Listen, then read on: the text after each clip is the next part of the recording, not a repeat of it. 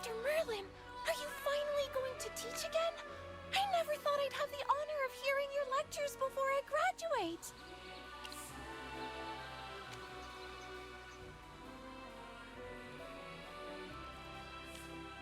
Why? I'm really confused.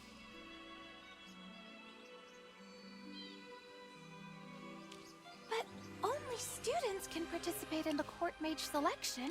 But if you want to become a court mage, you don't need to participate in the selection. As long as you're willing, the royal court will immediately appoint you as their chief court mage.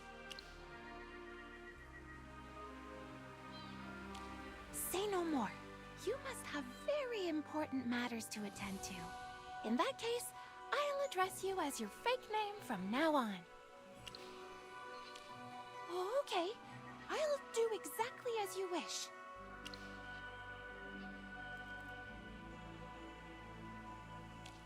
Actually, I didn't want to sign up. I'd rather be a scholar studying magic than a court mage.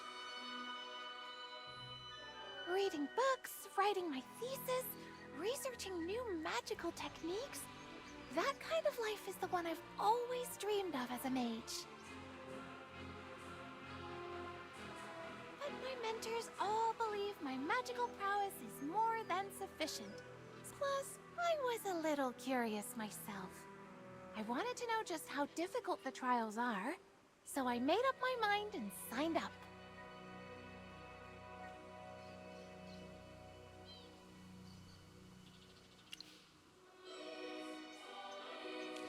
Yes, I will!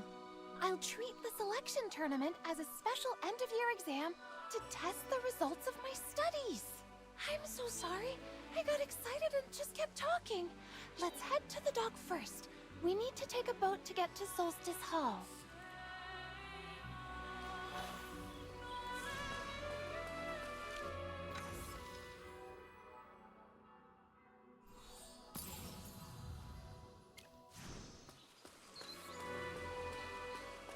If it's not too much trouble, I'd be honored to observe your spellcasting techniques during the selection. You're above! I can't believe I'm taking the exam with you! I'm so Did you just say that the winner is going to be him? Cassidy. Who is this boring... Yeah, Cassidy's impressed by someone other than Merlin. That doesn't add up. Larry, Sean, this is a new special admission student. He's a friend of mine. An old friend.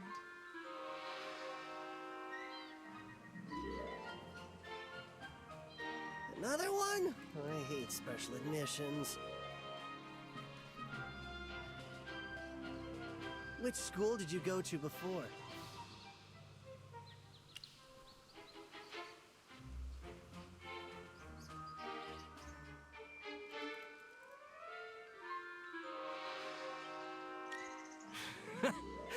If you're a prodigy, then I'm Merlin. You must have a powerful patron. So that's how it is. You got into the Lyceum through underhanded means, didn't you? I get it now. You came to the Lyceum just for this selection. Don't tell me the court mage selection's rigged too. You were chosen from the start, weren't you? Made another shady deal, I bet.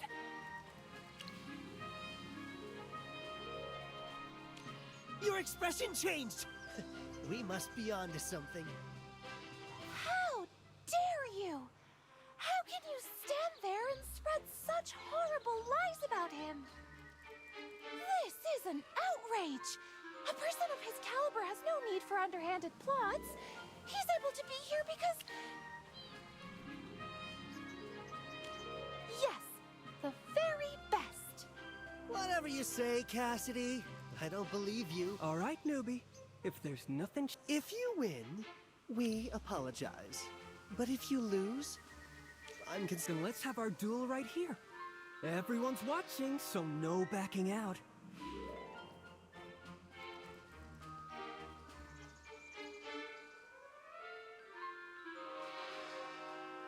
Yikes, Cassidy!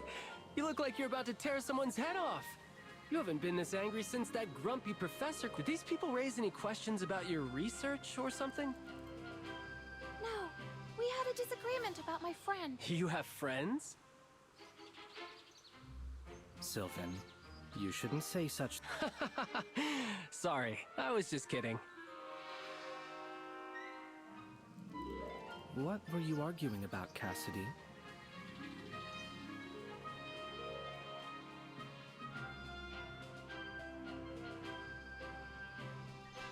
Jervin, they're accusing my friend of using some underhanded trick to get into the Lyceum and saying he rigged the selection to guarantee his victory.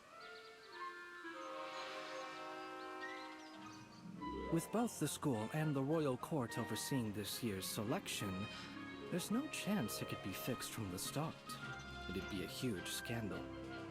Sean, Larry, are you doubting the Lyceum and the royal court? A transfer student appearing at this specific time? Something's just not right about that! Forget it. No one here was doubting the royal court, Jervin. Well, I'm glad you understand the stakes. All right, we're leaving. Let's go, Larry.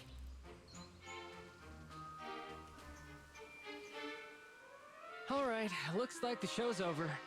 I always love a new face. It's a pleasure to meet you. I'm sorry you had to endure that. My name is Jervin. What's yours? He is a prodigy of the arcane arts.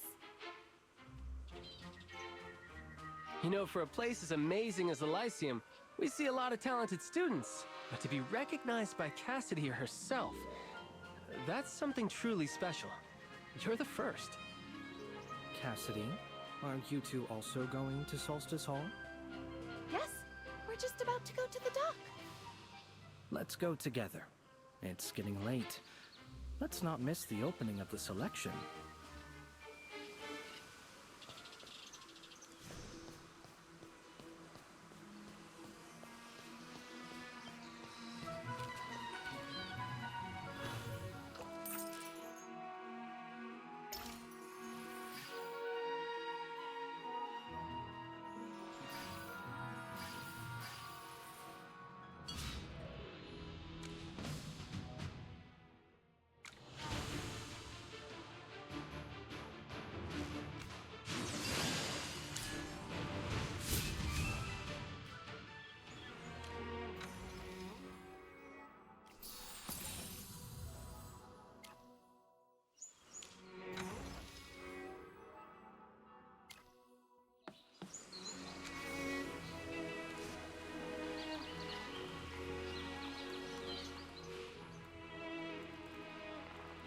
Stop ogling them and get on board, Jerv. Don't you think Cassidy is being overly respectful to the new student?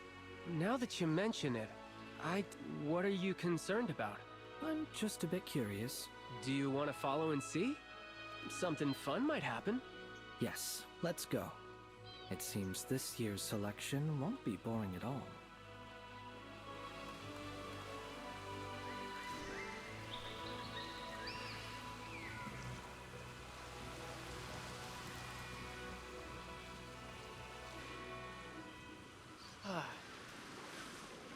After the selection exam, want to go fishing together? Fishing? You...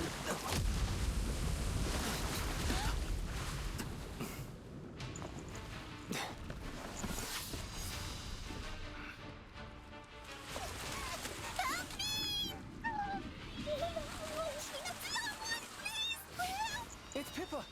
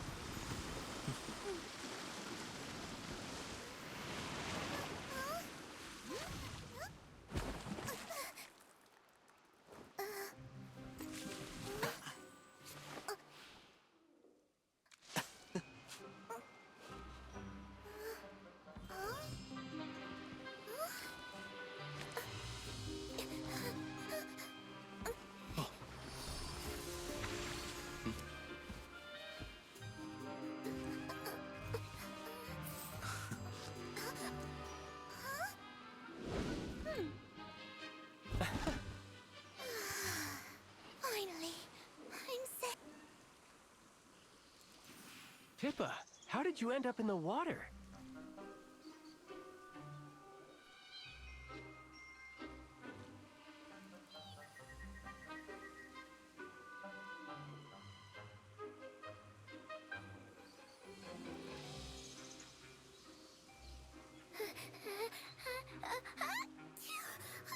I accidentally fell in.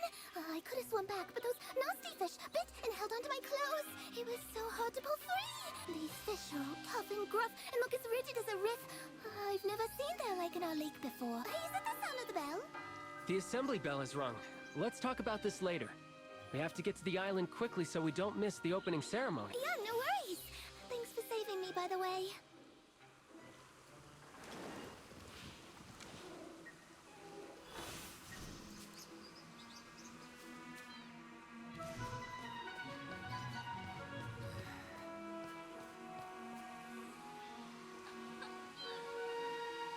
All are present. Excellent.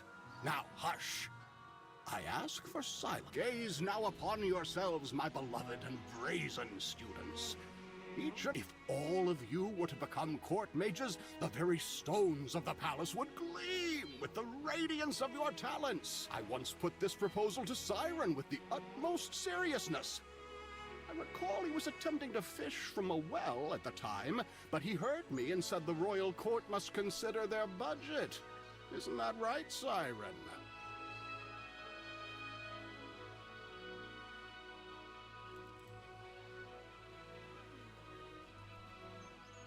Give everyone a smile.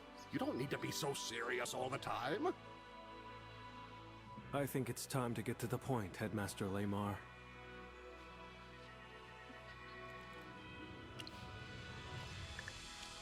You know the Chief Court Mage?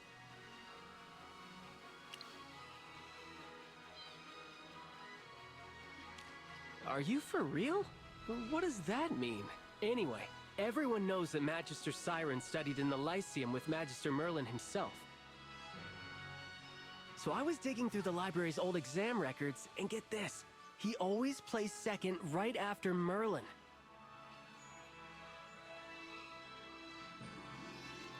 It seems like they were friends and rivals, like Cassidy and Jervin.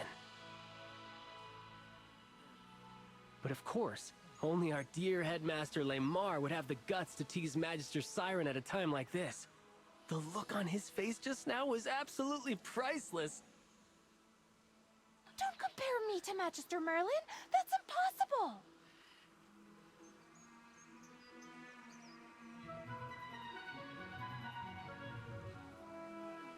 My accomplishments are hardly enough to compare me to Magister Siren.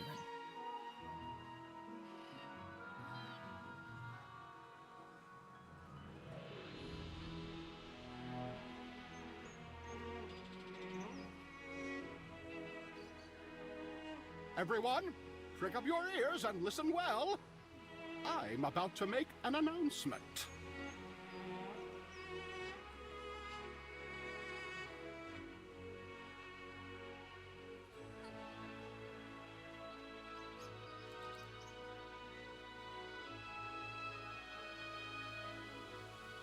The preliminary screening for this year's Court Mage selection will begin today at 2 o'clock in the afternoon, precisely. Only students who successfully pass this preliminary screening can officially participate in the selection exam.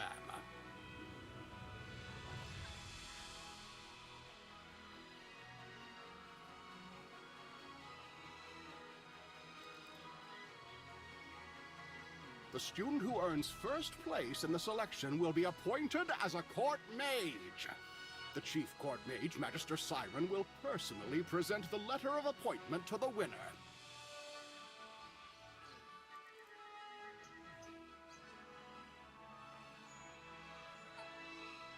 That will be all.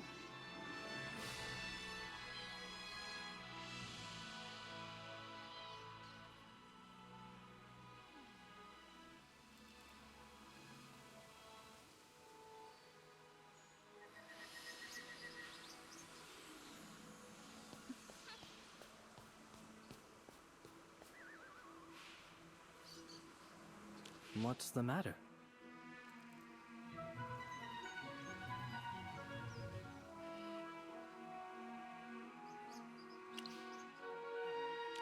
Oh, my family? Nothing special. Just a line of knights who fell on hard times long ago. But Jervin is a direct descendant of the Hastings family. His grandfather is Marquis Gervais, a renowned statesman who gained a reputation as the king's left hand.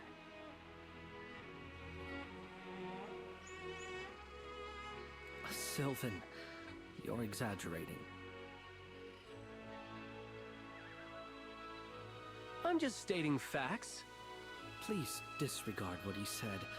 I'm just an ordinary student like everyone else at the Lyceum. The only thing that sets me apart is that my feet don't dance to the same rhythm as others, so I must keep to this wheelchair.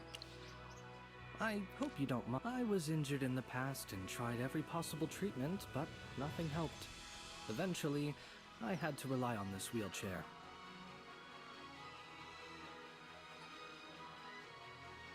That look in your eyes, is it pity I see?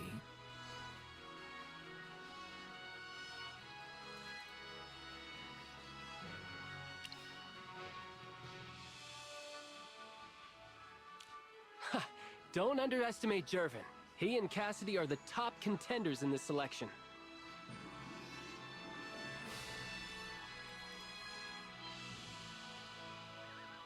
He was just being nice, Sylvan. There's no need to misinterpret our new friend's intentions. Yeah, I know.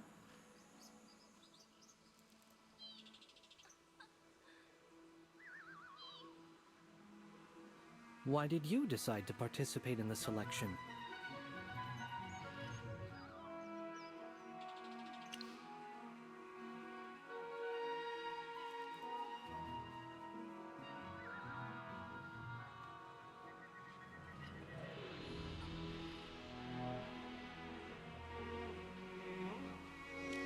You just made that up, didn't you? He must have his reasons for keeping it to himself. You don't have to push, Sylvan. It would be an honor to serve as a court mage and offer my humble efforts to the royal court. Naturally, I also hope to bring honor to my family. I truly respect Cassidy, and you're someone she has acknowledged. Therefore, I have high hopes for your performance in this selection. I hope we can both show our true strength to everyone. I'm looking forward to competing with you.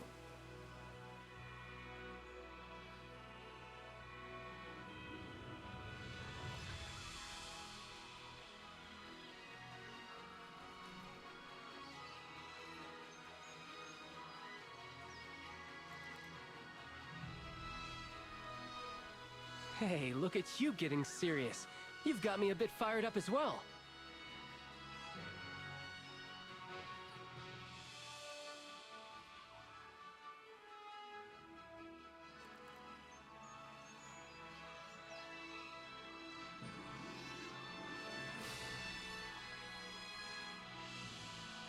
But I'm a little worried about Pippa. I need to go find her.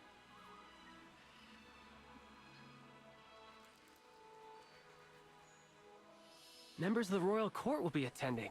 I'm afraid she'll cause a mess at a critical moment.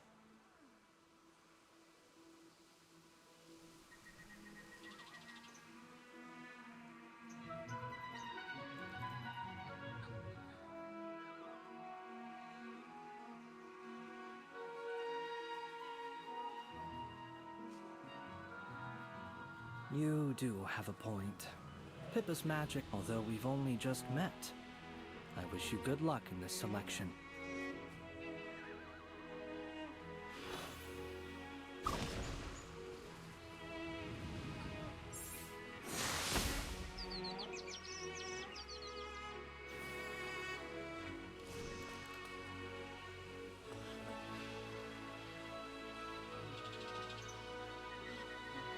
Take it easy, Pippa. It was just a small explosion. See? I've already put out the fire.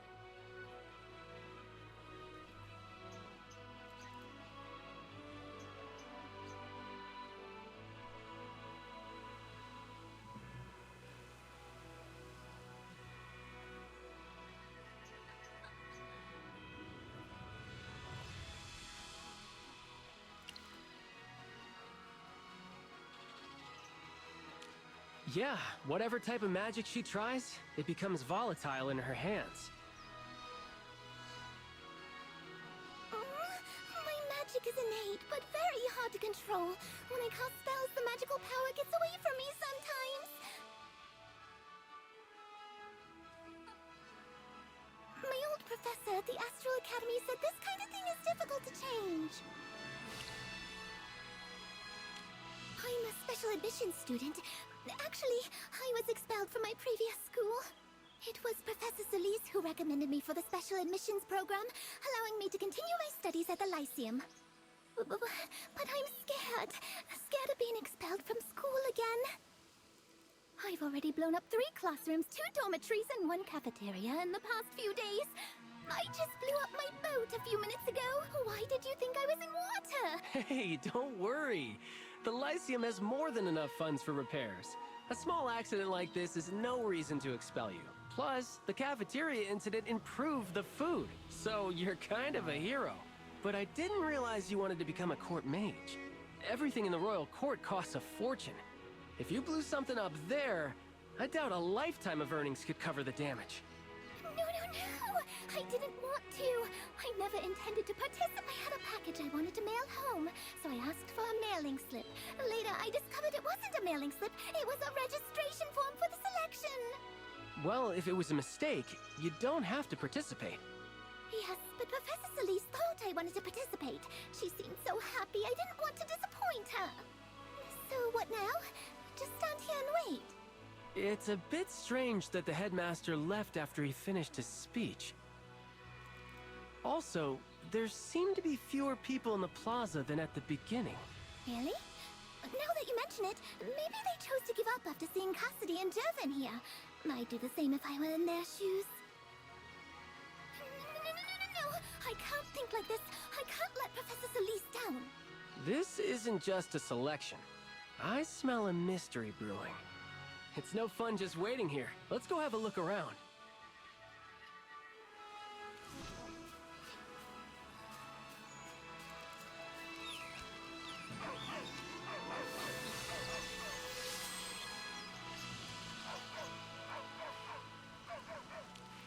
Oh, I'm so sorry.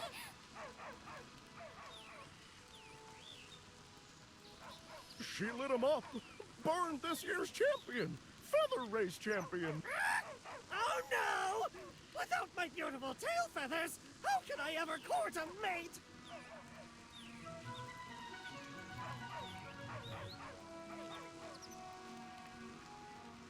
Please don't be angry. I have a spell to regenerate feathers. Although last time I tried it, mushrooms appeared instead of feathers. I'm sure it'll work this time.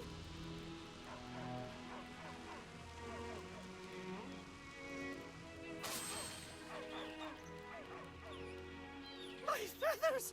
They're okay! Thank you for helping. This parrot broke some of his feathers in a panic, so I wanted to treat him, but I didn't. Actually, I just wanted to ask these animals if they had seen anything Unusual.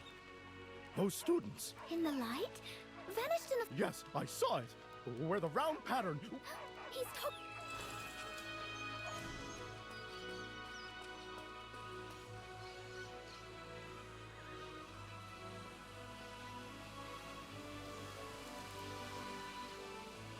So you're saying that someone stood on the center of the sundial, a strong flash of light went off, and then the person was just...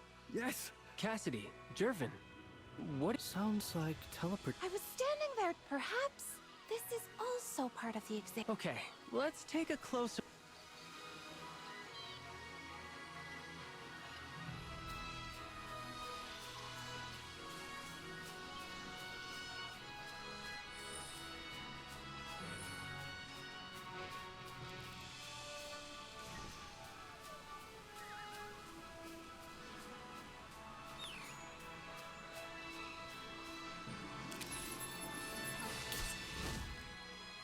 The hands of this sundial are... I've been standing here for 15 minutes. In other words, the movement of the pointer. Then what is it based on?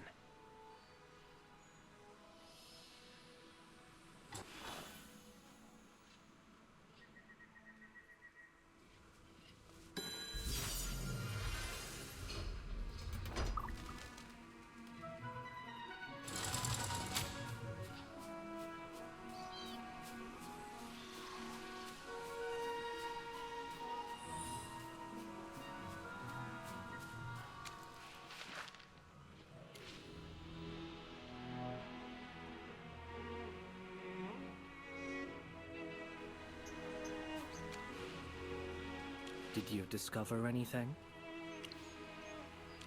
Your mind is indeed sharp. This must be the correct answer we've been looking for. You're so smart!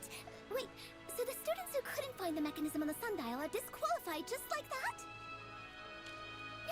What are we waiting for? We need to, if a few more people... Pippa is right. Would you like to join Sylvan and me in our search?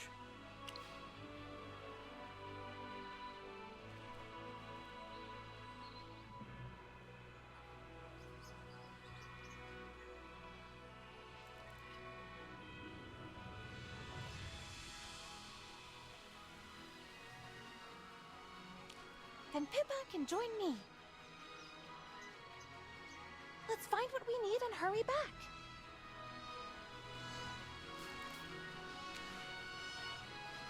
Hey, we're planning to go check out the island to the east. I heard that a lot of golems are attacking people there. Nothing that hazardous appears by accident. This must be a test specifically designed. Shall we be off? I thought you'd definitely team up with Cassidy, but choosing us was a smart move. The hands on the sundial are almost at 2 o'clock. We have to...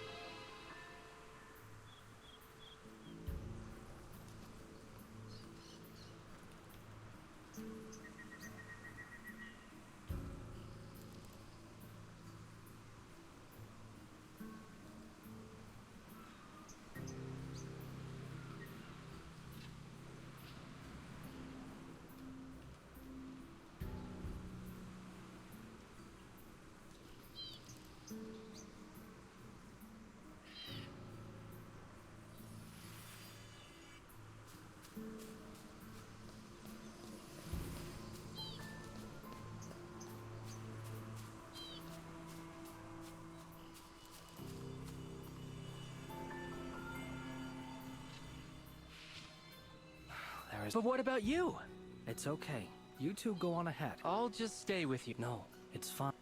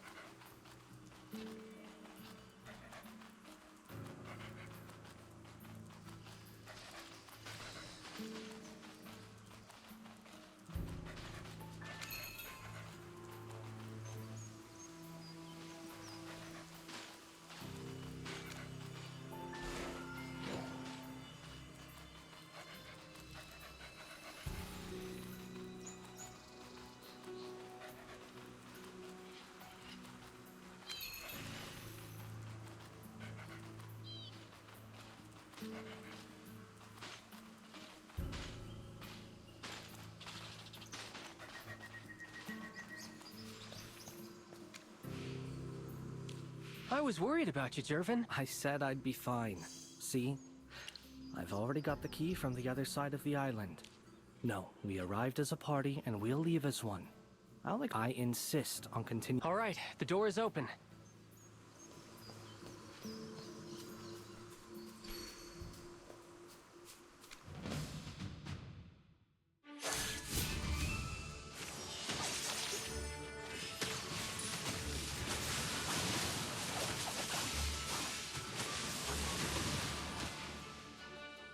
I have prevailed.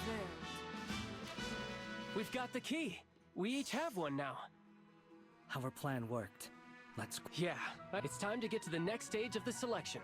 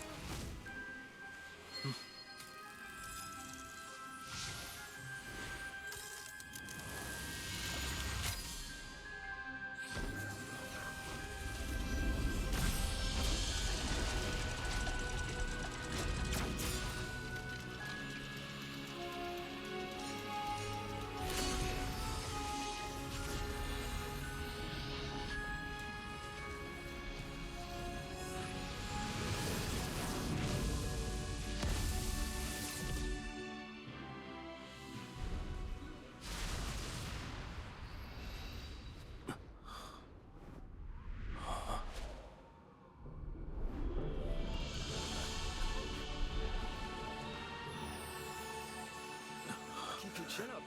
You can do this. This is an interesting way to run a selection.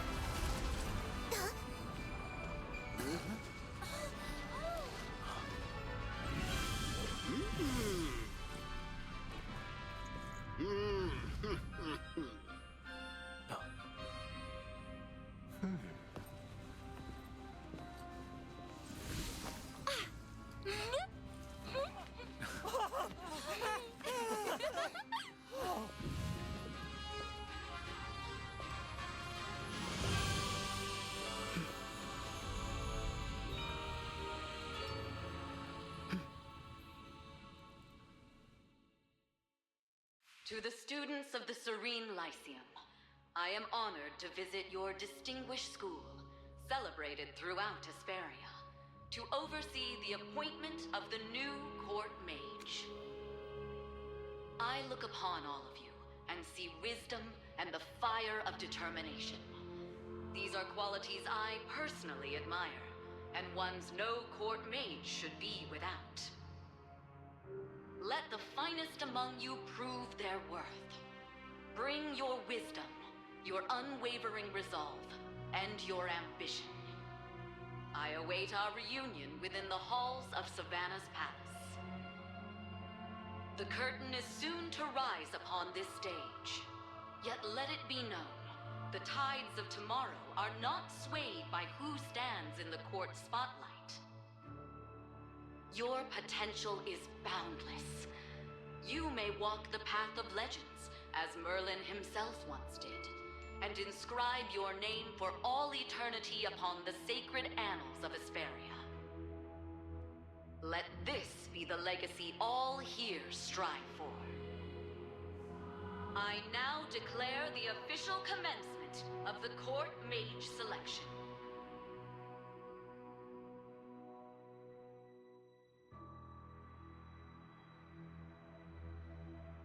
I suppose I should introduce myself. I am the Chief Court Mage of Savannah, Siren. I will now explain the rules of the selection. I'll only say this once, so I suggest everyone quiet down and listen carefully. It'd be a true pity to be disqualified for breaking the rules. Ahead of you lie 4 different tests, with one held each day. Remember, Your journey continues only if you successfully clear each hurdle placed before you. There is only one successful candidate for the final test, meaning whoever can pass the final test will be able to become a court mage. The rules are rather straightforward. Thank you, Magister Siren, for your explanation. First of all, I'd like to congratulate you all for successfully reaching the Interrealm. You've now entered the formal selection. Next, I'll announce the subject of the first exam. A court mage must possess sufficiently powerful magic, be skilled in utilizing all manner of spells, and be capable of dealing with every kind of foe. The first test will be on your magical prowess. There are 3 portals here that lead to the Simulacrum Isles. Your task is to venture onto 3 islands alone and defeat the powerful foes residing there. We will record the total time it takes for the participants to pass through the 3 islands and rank them based on the total time. All participants ranked within the top 50% will pass the first test. You may now ready yourselves for the first part of the exam.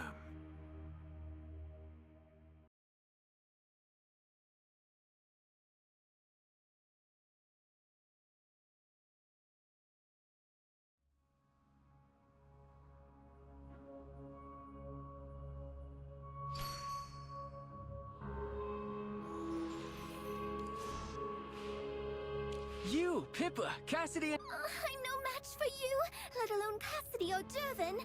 I just hope I can pass the first test. If I'm lucky, maybe I can pass the second one. You never know, Pippa. Maybe you'll hit the jackpot this time and become the winner of the whole thing. I'd love to see you as a court mage. Me as a court mage?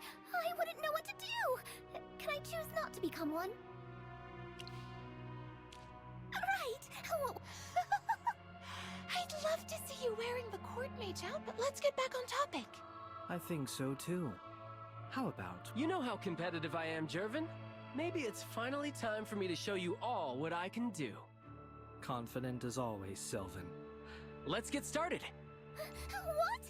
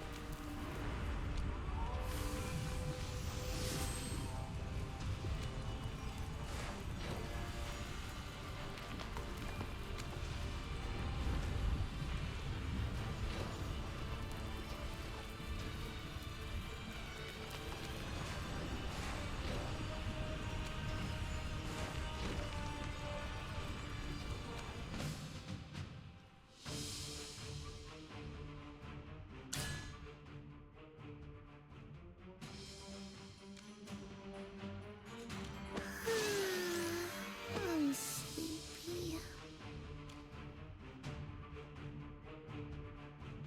You're not even worth getting up for.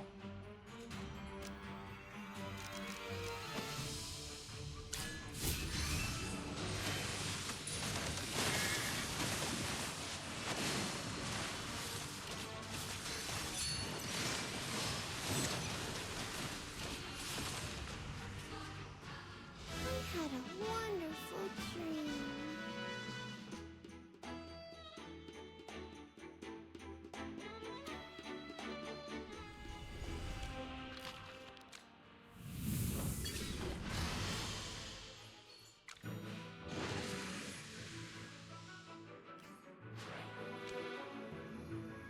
A victory worth celebrating.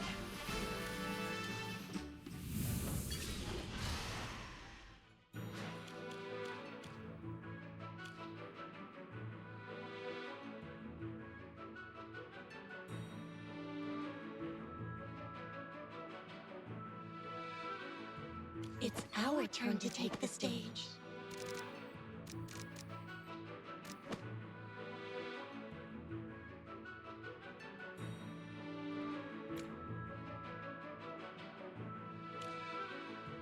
Get behind me, children! I suppose even I have to work.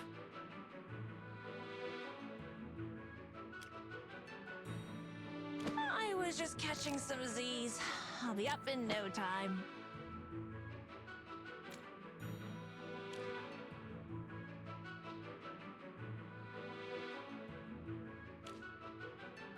The world needs balance.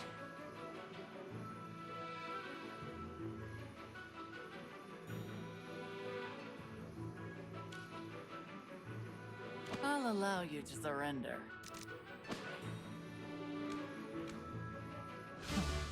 This was nothing.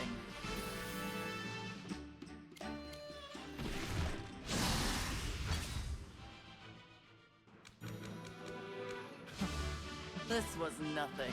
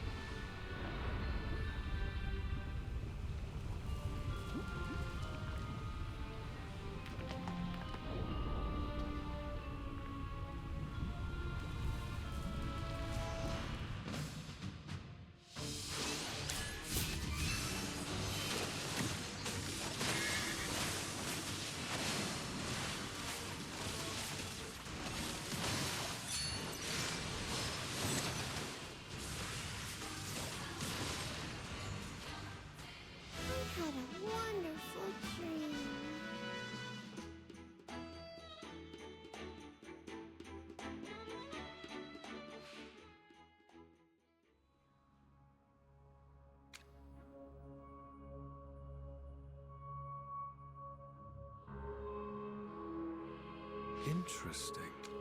This student, who defeated the monster first, seems to have much stronger control and understanding of magic than the other. No need for such wide eyes, Siren.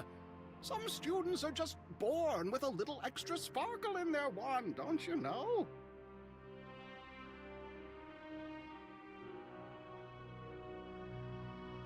I still recall the exceptional spark you showed in your youth. Seeing the mage you've become, it truly warms this old heart.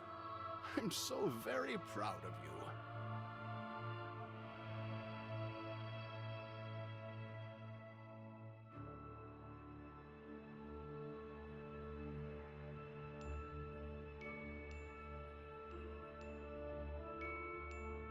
Your acknowledgement is appreciated, Headmaster.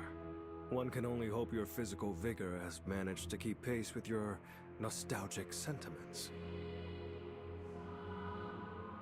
Goodness me, this old vessel may have a few more creaks than it did 2 decades past, but everything still sails. You, on the other hand, look like a wandering ghost. A bit of sun would do you wonders.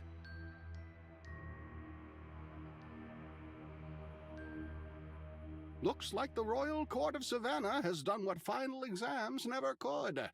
They've sucked the life right out of our brightest graduate.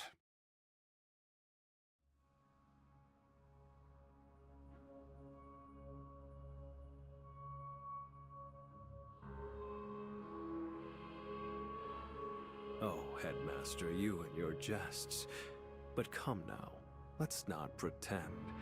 We both, as for this year's class, I heard even before I arrived that there are a few exceptional students, Cassidy and Jervin.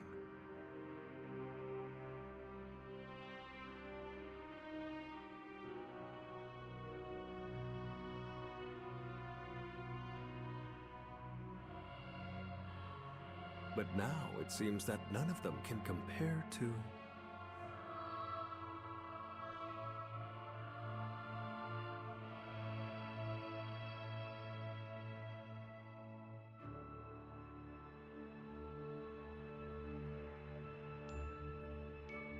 That one.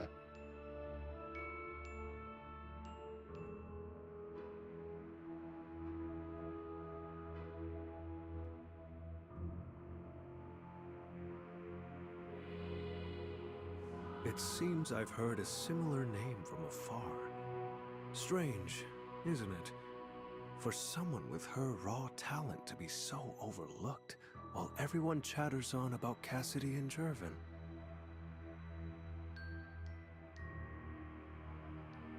For some, being widely renowned isn't necessarily better than being obscure.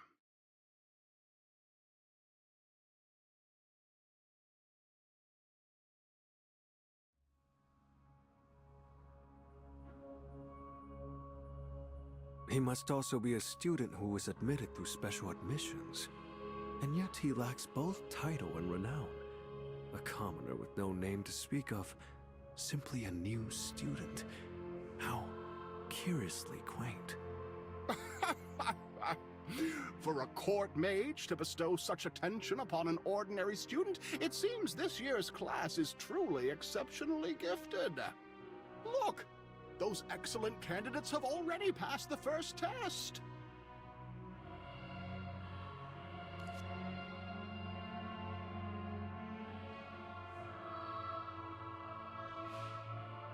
How was it? I agree. Hey, it's Jervin. Look. So you were first, Cassidy. No, he was ahead of me. You truly are a formidable opponent. Indeed. The true prize isn't always first place, but the growth you earn through your efforts. Where's Pippa? Have you seen her? Not yet. There are still 2 islands left to clear. I suggest we...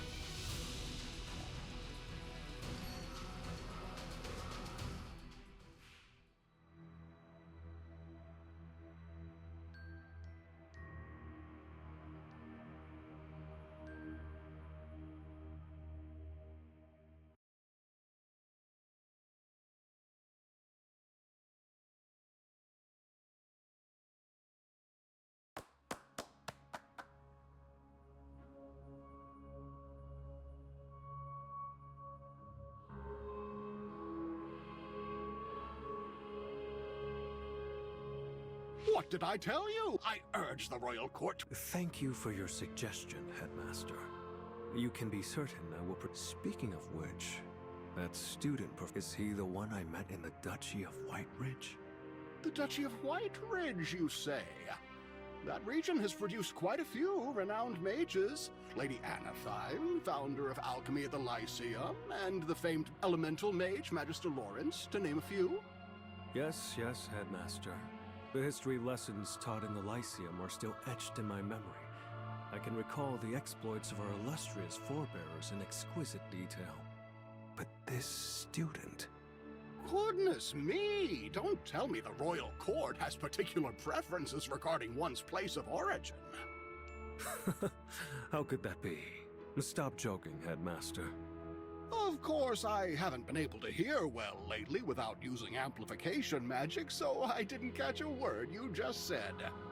Oh, look, the place is a complete mess!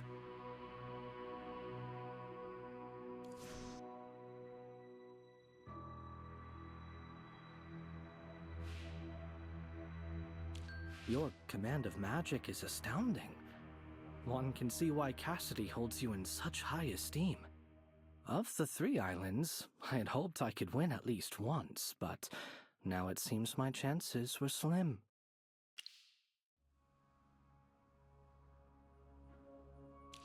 I hope so.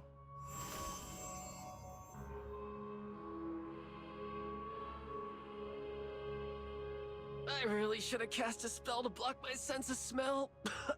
Dear above, who in their right mind thought this thing belonged in a competition? I agree. By the way, have any of you seen Pippa? I really hope she can pass, or at least finish today's test. Otherwise, she'll definitely be frustrated with herself. Let's worry about ourselves first. The 3rd island...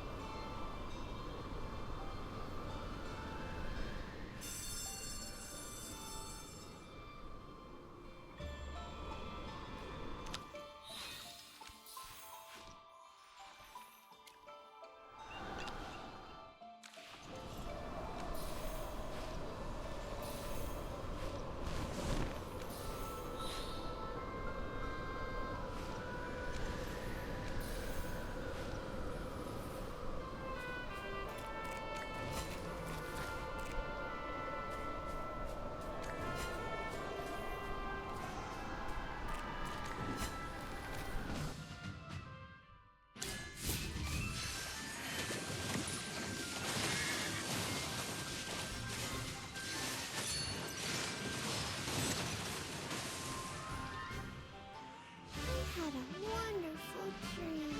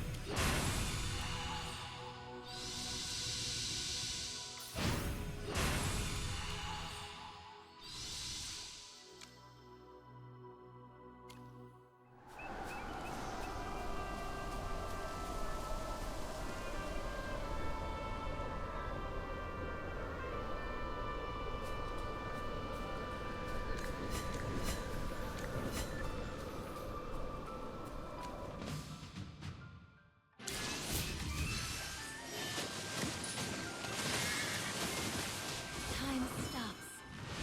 At my behest. Did I make you proud?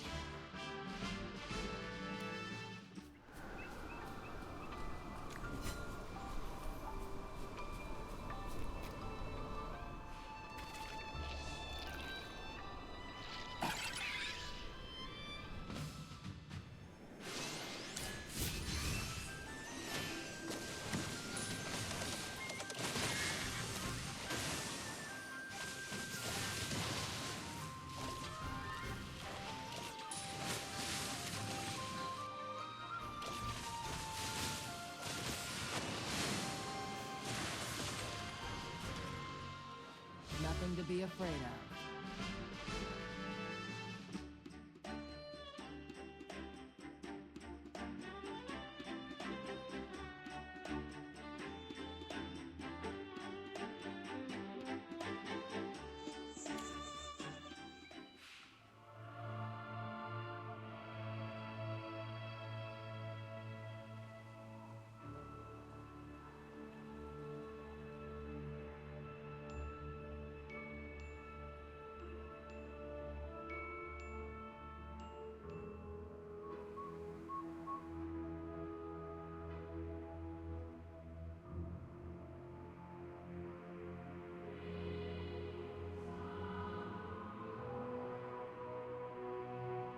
Siren, your expression is far more severe than in your student days. You look like you've been weaned on lemon juice and paperwork. I take it being the chief court mage isn't all giggles and sparkles? On the contrary, my dear headmaster, my disposition is perfectly sunny. In fact, observing the new crop of students has been rather delightful. I assume you've also noticed that remarkable student bears a striking resemblance to a certain acquaintance of ours. Aha! I just knew your thoughts would drift to Merlin. Even now, the Lyceum's finest casts quite the long shadow, doesn't he? Oh, the memories. You two were the absolute pride of the school in your time, shining every bit as brightly as Jervin and Cassidy do today. The pangs of nostalgia for a former comrade. It's no surprise you're projecting your feelings of longing onto the new generation. Despite the chasm between the two, I quite see how one might spy a common thread. The bonds forged in these halls. What a precious thing. It reminds me of my own dearest friend from my youth. You're veering off topic, Headmaster. Yes, quite right. Hey, an old man, no mind. There's no point daydreaming about yesterday when the future is yet to be written. Goodness me, my yapping has run away with me again. We've missed half the show. Shush now, and let the students' magic do the talking. Very well. Regarding Merlin, let's discuss this further at a more appropriate time.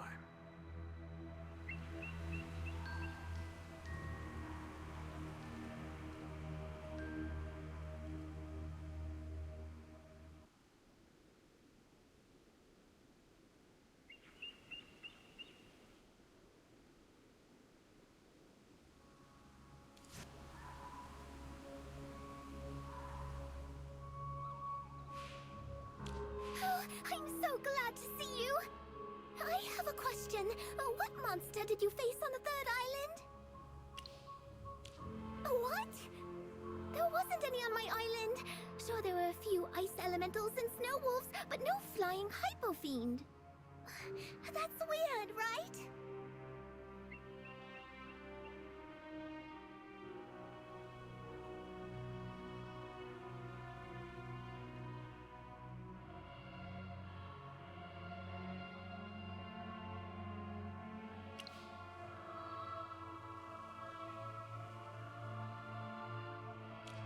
I didn't do anything wrong! I hope I won't get my results cancelled! I just hope everything will be alright! I need to stop thinking about it! Oh, look! They're back!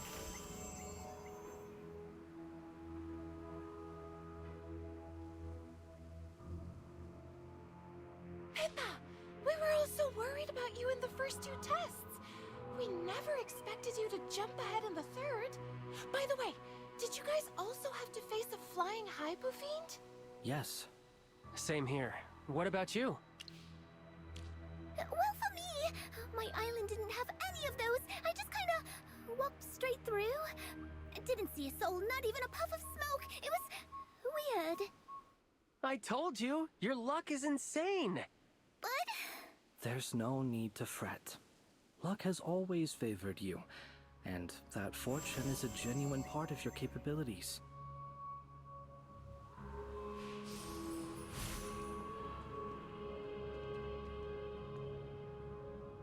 All right, everyone settle down. Attention, please. The first round of the selection has concluded. The results will now be announced by Magister Siren. According to the rules, those who successfully pass through all islands with the shortest completion times will be ranked highest. 10 candidates have advanced. I will now announce the names of these 10 individuals. In first place, a student worthy of attention.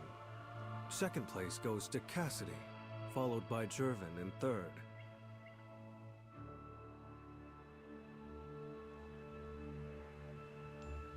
In 10th place, Pippa, a fortunate individual.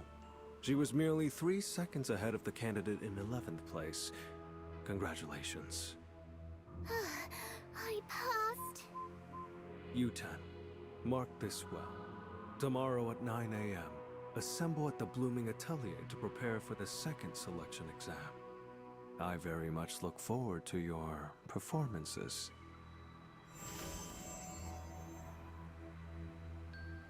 Congratulations, everyone! And of course, congrats to me too. We all passed today's test. Just now, I was so nervous that my tail almost stood up. We can't be careless now.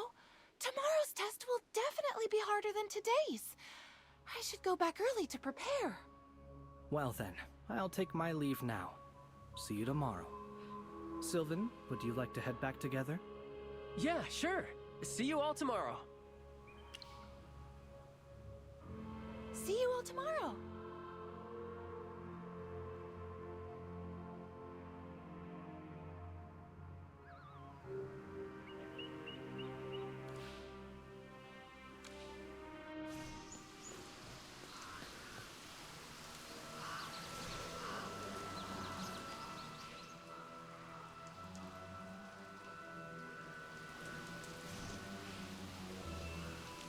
It appears that during today's observations, Magister Siren's focus was all on you.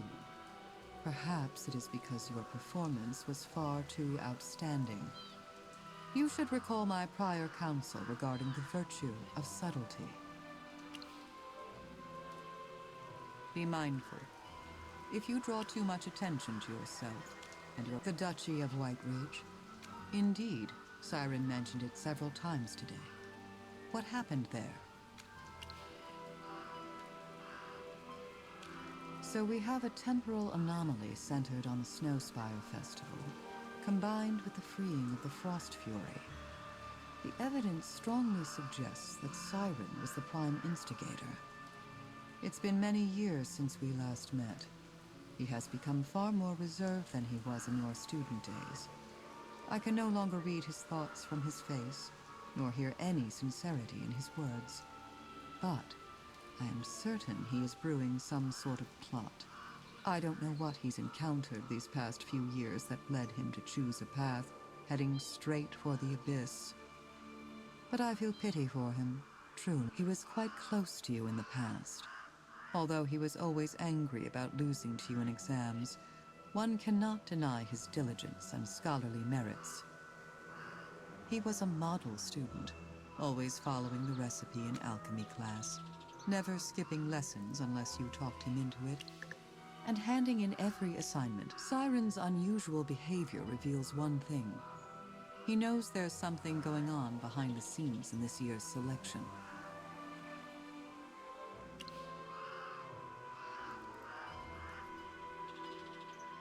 Until definitive evidence is found, these are all assumptions and speculations.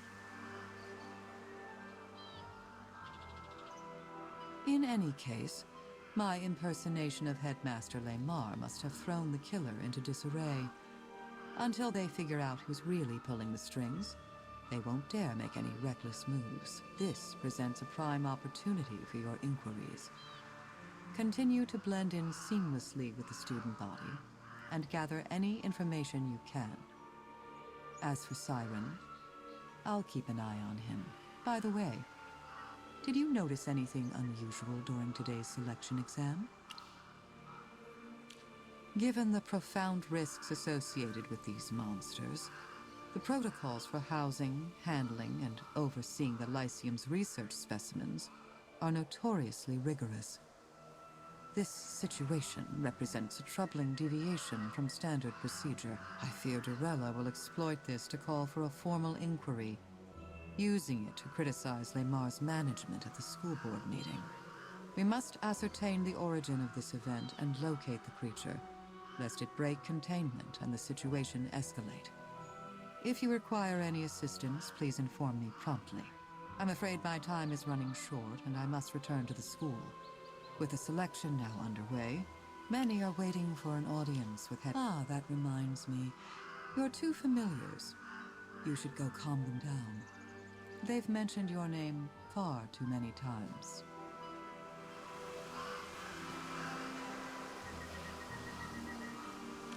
Magister! Shippy! Don't jump on him! Shippy is not— We've uncovered some intel. The selection exam trials were reportedly created through a joint effort between the Lyceum's professors and the Royal Court. Shippy heard that the Royal Court wants to hold a trial in the Blooming Atelier's gallery. They said it was more fitting. Weird, right? And get this! Apparently, this is the first time the royal family has gotten involved in the whole process. We heard it's because this selection was decided on short notice, and the Lyceum was overwhelmed, so the Royal Court had to step in. I guess it makes sense since the court mages ultimately served the royals anyway. Yes, a court mage suddenly died in an accident. The court suddenly found itself short-handed, which is why they decided to do this.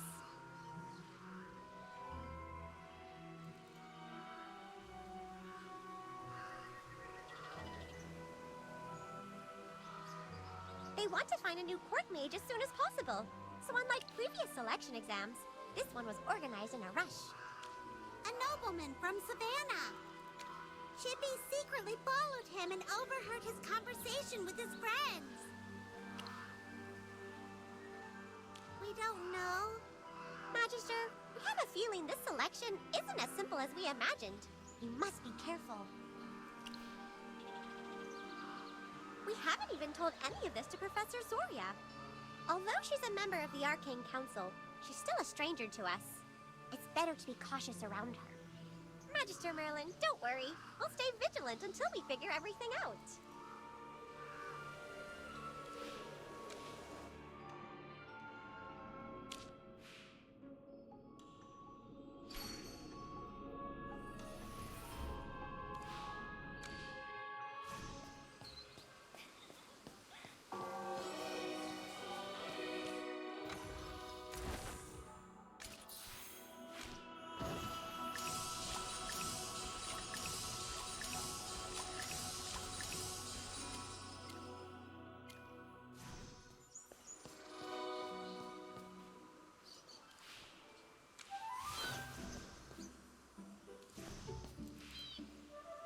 If we're taking the exam here, maybe it's about plants. That would be great. I'm good with plants. Oh, don't say that. I just love magical plants. They remind me of the forests where animals and nature live in harmony. Plus, nobody bothers me there. Anyway, I just hope I'm lucky enough to pass today's exam without anything weird happening.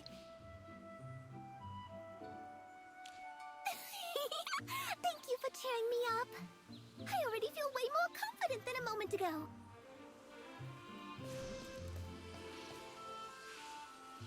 Come take a look at this one. Oh, you have such a great eye for art. That's a piece Master Imanti did while he was at the Serene Lyceum. It said his artistic journey began right here, and he would later become the Grand Master of Landscape Painting. And over there, that piece is by Lady Heidi. You've heard of her, right? She's the most talked about impressionist to emerge lately.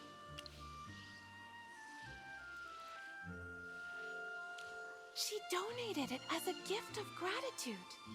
A mage from our school once helped a distant relative of hers deal with a spirit haunting their family mansion. After that relative passed away, she inherited the mansion. That inheritance granted her the leisure to focus entirely on her art, and from there, her fame grew rapidly. It really is. Every piece in this gallery has its own story tied to the Serene Lyceum. Some of them are truly legendary. I love it here. I come by almost every day, and I have studied every single piece here. So, if today's test is about the paintings, I'm confident that I'll pass. But my favorite has to be that portrait of Magister Merlin up there in the center. It's the only portrait of him ever painted, and it's by none other than the late master portraitist Alberon von Necklace. I've seen many replicas over the years, have a few myself, but the original never fails to captivate me. The details, the eyes, it's absolutely mesmerizing. Sorry, I got carried away again. No portrait could ever truly capture Magister Merlin's grace in person.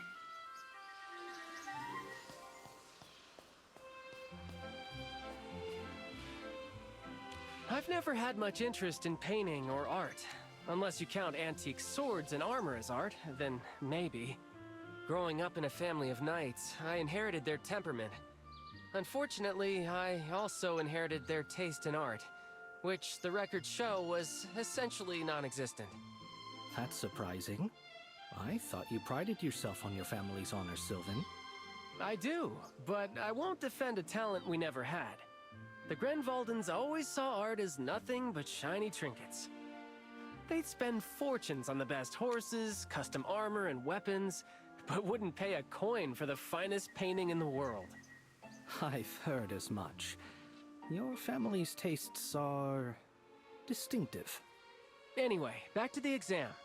Any clue what it's about? And why here, of all places? Maybe it's about the mages in these portraits? Or a test on the history of magic? No need. The royal clerks handle that. Court mages usually deal with more practical matters. Neither painting nor history is expected of a court mage. A court mage is evaluated on two traits above all else: their family and their fealty to the royal family. Right. It's an unspoken rule. Candidates from noble families simply earn more trust at court. A true shame, I'll admit. It's not just tough for commoners. Even a noble who's fallen on hard times needs a major achievement to earn the court's favor. Exactly. It's about absolute fealty to the Lightbearer Empire and to the throne. That's the bottom line. Beyond that, you're expected to always obey the royal family's wishes. That could mean taking the blame, covering things up, cleaning up someone else's mess, or even sacrificing your coin, your life, or your honor. Yes, many have tried, but most just ended up broken. My father's told me far too many stories about that. The court is no place for idealists.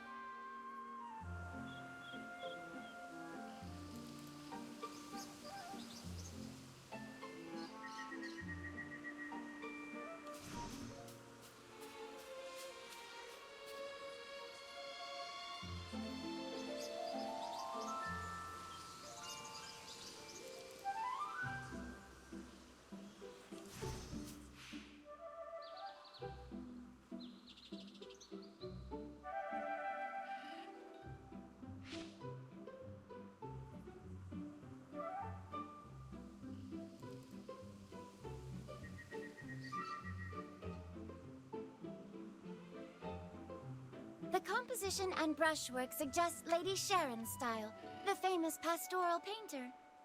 You have a sharp eye, Your Highness. It is Lady Sharon's work. It was never exhibited in public. Her son donated it to the Serene Lyceum after her passing. Jervin, you really live up to your family name. You're refined, humble, and clearly well-read. Thank you, Your Highness. But everyone here is just as knowledgeable. Now I see why the Serene Lyceum is Asperia's most prestigious magic academy. You are precisely the talents the royal court needs. Of course, that's all up to Siren. As for me, I'm here to enjoy the Lyceum's art collection. I'm truly eager to see the finest of the fine. I rarely travel outside of Savannah. I intend to savor every moment I spend here. It won't be any fun touring this place by myself. Come with me. Perhaps one of you can describe the paintings as we walk.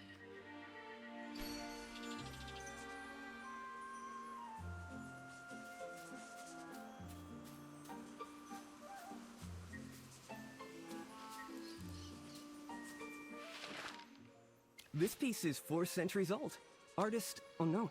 Professors found it when clearing out the Lyceum's old storage room. It's been magically preserved. The technique is a bit crude, but you can certainly feel the artist's emotion. This might be the work of a student. Impressive insight, Your Highness. Your interpretation is truly enlightening.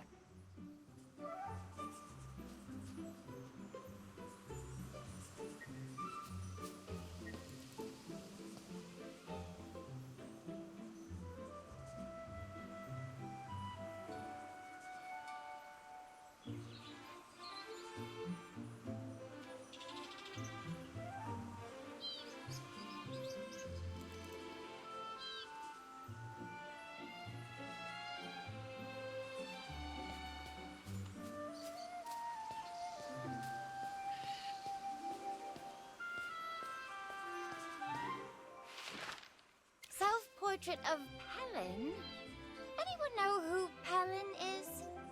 Pelin was a renowned mage and guest professor here at the Lyceum about 2 centuries ago. Painting was just one of his hobbies. He also enjoyed sculpture and the art of jewelry crafting. Oh, my mother owns a necklace signed Pelin. She loves it, and it has 120 amethysts. So luxurious and elegant.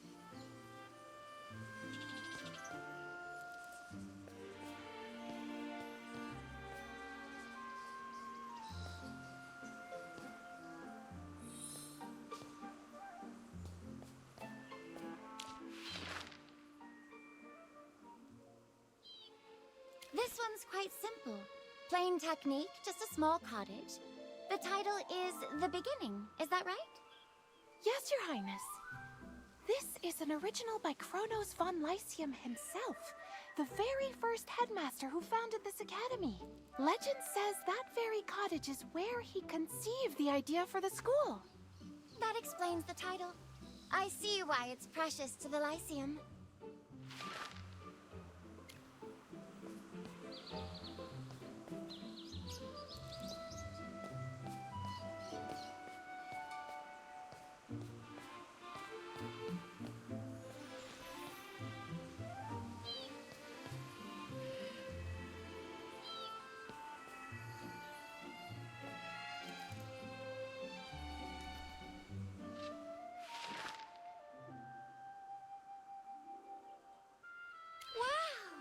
This must be the largest portrait in the gallery. Is that Magister Merlin? Yes, Your Highness. This is said to be the only portrait that shows Magister Merlin's true face, painted by the famed Alberon von Naklis. Its value is beyond measure, both historically and artistically. Incredible! So this is what Magister Merlin really looked like. I need to take a closer look.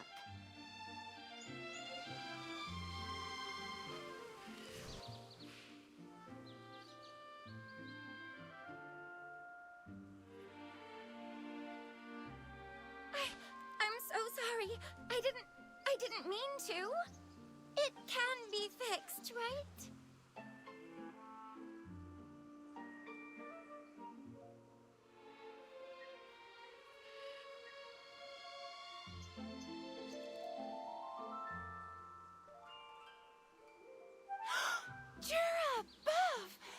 Your Highness! How could you be so clumsy? Cassidy, calm down. I'm sure we can't change what happened. Sylvan's right. Getting angry or pointing fingers won't help. Our priority is— Yes! No!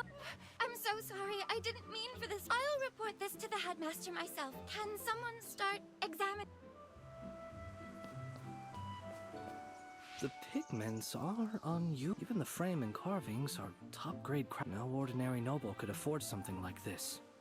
I'm no art expert, but there's definitely magic bound to that painting. Beyond preservation spells, someone sealed a large amount of mana into it. So the impact caused the mana to leak, and that's why the image vanished. That seems to be... To repair it, we'll need the right materials to mend the tear, and we'll have to decipher the spell used to seal the mana. Then, we can redraw the magic circle and re-infuse mana into the painting. The more I think about this... It was totally... Your Highness, I think there's been a misunderstanding. What? Cassidy, are you sure about that? I'm certain.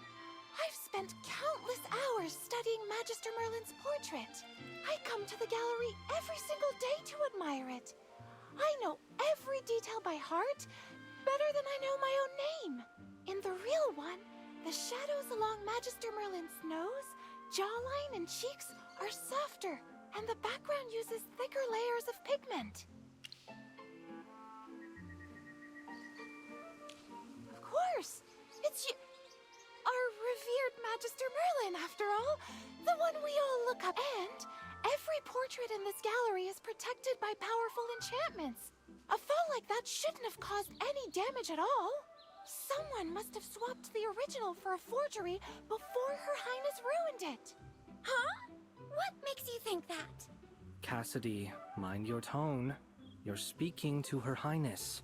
Cassidy, we are still in the middle of the selection. We shouldn't get involved in other matters. Why is everyone acting so strange? This is a portrait of the great Magister Merlin, the most famous mage in the entire Empire. Its value should be obvious.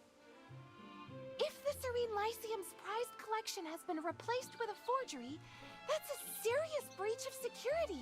We have to report it to the school faculty immediately. Your Highness, whatever the reason, I hope you will explain the situation to the school faculty with us. Cassidy? That's enough.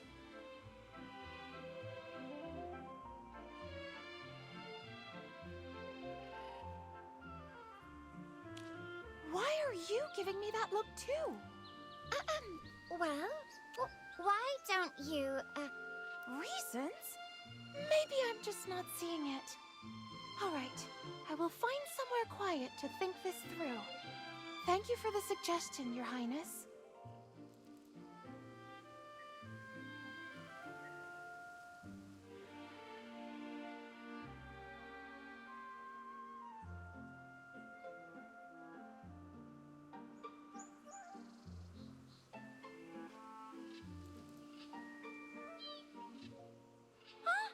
She actually left?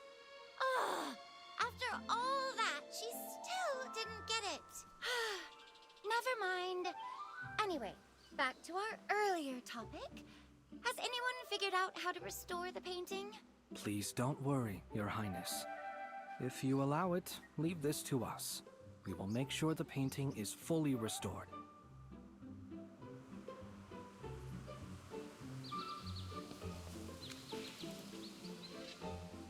If I'm right, what Her Highness just did was actually part of the second test.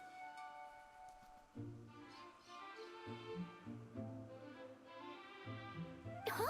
But why go about it that way? To become a court mage, magical talent isn't the only thing that matters. You know what I mean, Sylvan. Exactly. Her Highness clearly did it on purpose. Her tone, gestures, and It's hard to admit, but reading the room, acting with care, and maintaining royal decorum, those are vital skills for anyone serving at the royal court. I will take that as a compliment. Restoring this painting while upholding royal dignity. That's the goal of today's exam. It's a test of our judgment and our ability to handle crises on behalf of the royal court. Even though it's a replica, the craftsmanship is nearly identical to the original. It's not something one can restore alone. We'll need to work together. Could you gather everyone here? I have a few ideas that might work. Everyone, I have some modest experience in art. Anita, Maria, you both have painting experience. We'll need your help finding some high-quality canvas that can withstand magical energy. That kind of canvas is rare. Maybe I can ask my family to find some through their contacts in the Mithril Consortium. Oh, I'll ask my parents to reach out to their artist friends too. Anita, let's go. Rothro, Ravendi, could you two handle the damaged frame? Make sure to restore the carvings, gold leaves, and enamel work. We'll see what we can do. Sylvan and I will gather the pigments needed to repair the portrait. Meanwhile, I'll ask my father to contact one of the court's expert portraitists to oversee the restoration. We'll also need someone to analyze the spell formula on the portrait. I was planning to have you and Cassidy handle this together, but after what just happened... Then I'll leave that to you. What about me? You have tremendous magical power. It's just a matter of control. Niall, on the other hand, is skilled at channeling magical energy. Once everything's ready, you two will be responsible for re-infusing the portrait with magic. Re-infusing it with magic? No problem. I will not fail this test. Then let's get started. We shouldn't keep Her Highness waiting.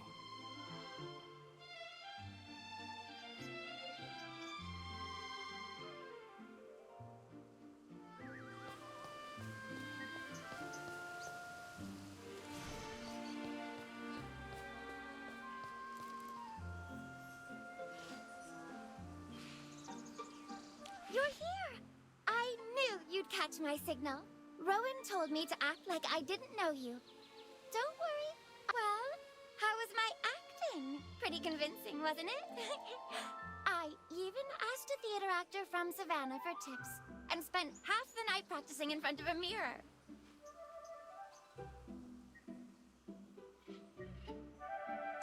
I knew I couldn't fool you. Or Jervin. Nobles like him are way too familiar with this kind of act. Anyway, Cassidy's still the same as ever. Honestly, she hasn't changed one bit since we met back in Ryham. She didn't actually go home, did she?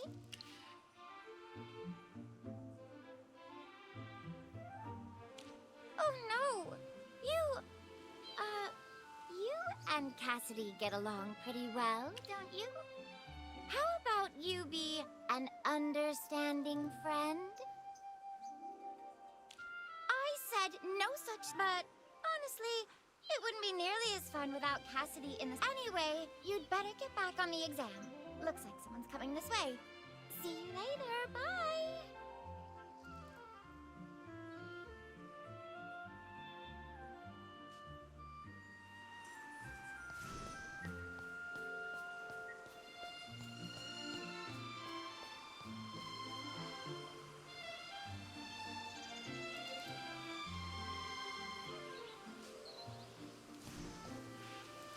Hey, why are you out here?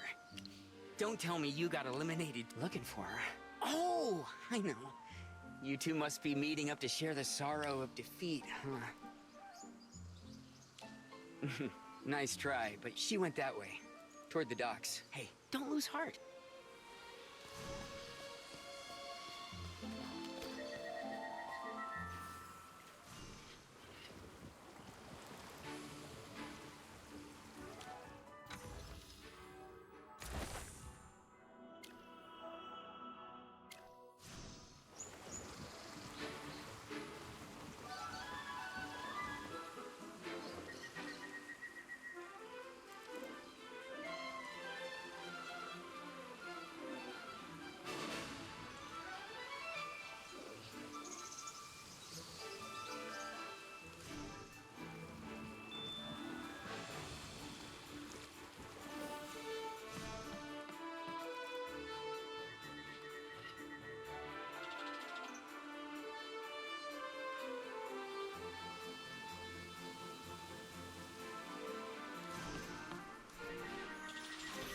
Did you come to tell me the truth? Her Highness admitted it, didn't she? You mean everything that happened, I completely... Oh, so that's why I'm so... Do I still chance to stay in the selection exam? I have already done some research on it. Well, it's the portrait of Magister Merlin. I had to give it my full focus, whether I was admiring it or analyzing it. I wasn't going to overlook a single detail.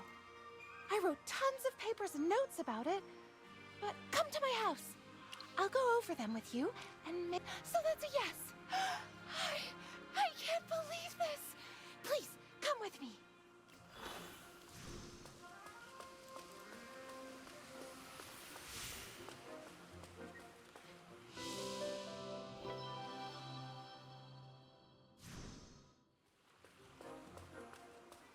Here we are. This is my home. Welcome to Cassidy's research base.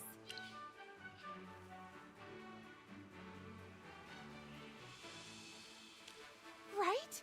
I love it very much. I used a few stabilization spells to keep it standing like this. It might look tilted, but it's perfectly safe. The builders were terrified at first. They thought it would collapse any second. My parents love this house. They don't know much about magic, but they find it fascinating. Oh, sorry. I've been talking your ear off at the door. Come on in.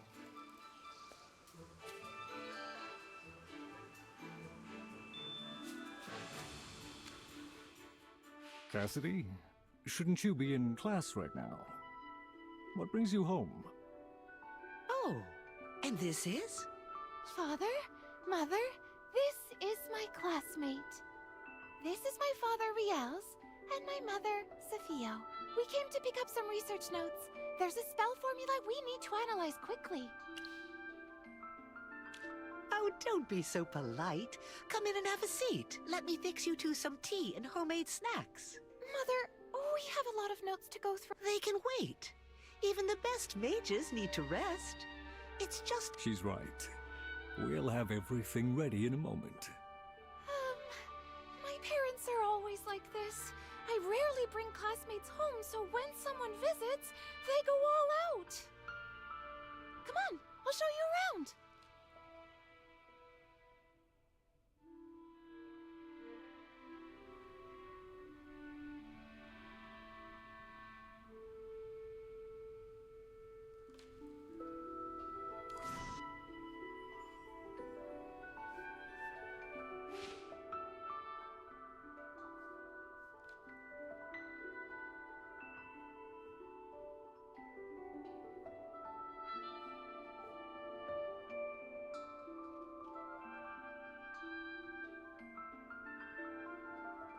What's got your attention?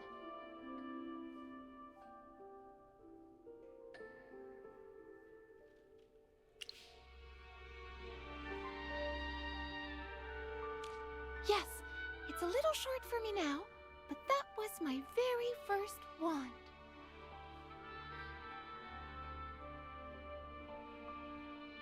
I was barely 6 when I discovered my magic talent. My parents were thrilled and had it custom made just for me.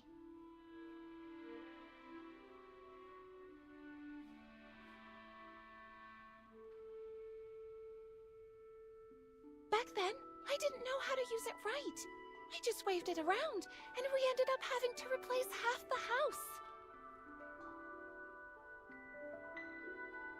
Once I started proper training, it finally became useful. I used it for years until I got into the Serene Lyceum and switched to my current one.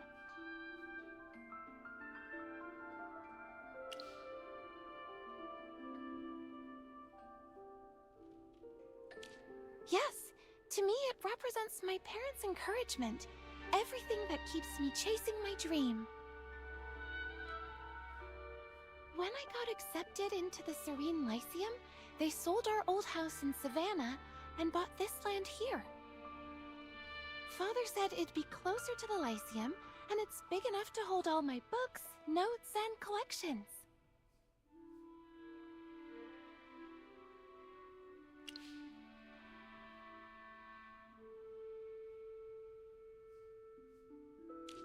You think so too? Great! I love it here.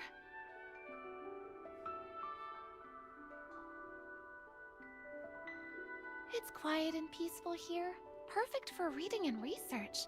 Plus, if I need herbs or a place to practice spells, the woods out back are ideal. Some might call it remote or plain, but to me, it's the best home I could ever ask for.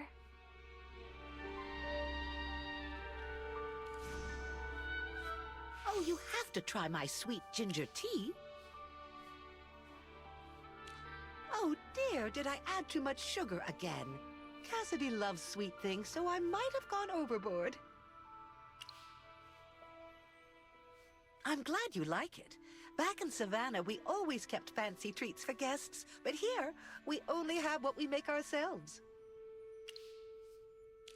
It took some time to get used to the silence. It's a peaceful place. Sometimes a little too peaceful. Back in Savannah, I worked as a scribe for a city official, and Sophio was a doctor. We lived on a street buzzing with noise from dawn to dusk. When Cassidy showed her magic talent, we were stunned. No one in our family ever had such a gift. Dura above, she was barely 6 when she could mold water like clay. We were so impressed by her talent, we decided to leave no stone unturned to help her realize her full potential. That meant money, our time, and even moving to a new place. Cassidy is pure-hearted, maybe too much so. I think we sheltered her so much that she never learned to read people's intentions. But maybe that's what lets her focus completely on her studies, free from all that nonsense. That's our Cassidy. Give her a pile of ancient books and dusty scrolls and she's happy for life. It does. That's always been her dream. The important thing is, whatever she chooses, she'll always have our support. That's what family's for, isn't it?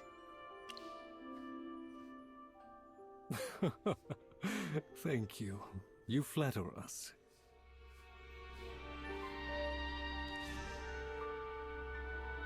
All my notes and materials are there. Don't worry, I know exactly where I last left them. Cassidy? Yes, Mother? Today's cleaning day. Your father and I tidied the whole house this morning, including your study. Oh, that's not great. My books and papers are all over the place. It makes a huge mess and really gets in the way of my parents' routine. It has already led to a few accidents. Once, a crow snatched an experimental spinel right off my desk, along with 2 essays I had spent 3 whole months on. So we agreed that once a month, I'd gather and organize all my books and papers in my study. If I'm not home, my parents do it for me. The problem is, I have too many of them. Since my parents...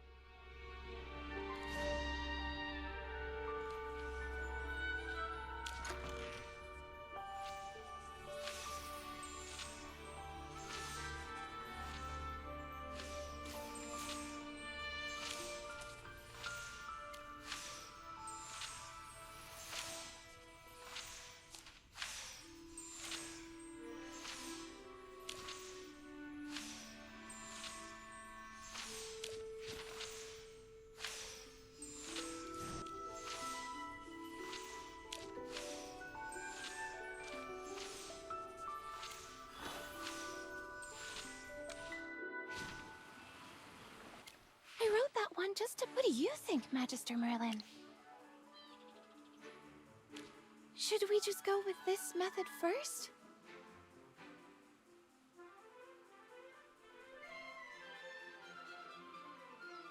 Ah, that's right!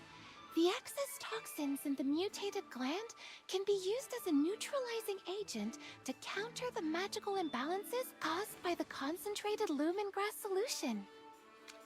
Brilliant idea, my fellow classmate.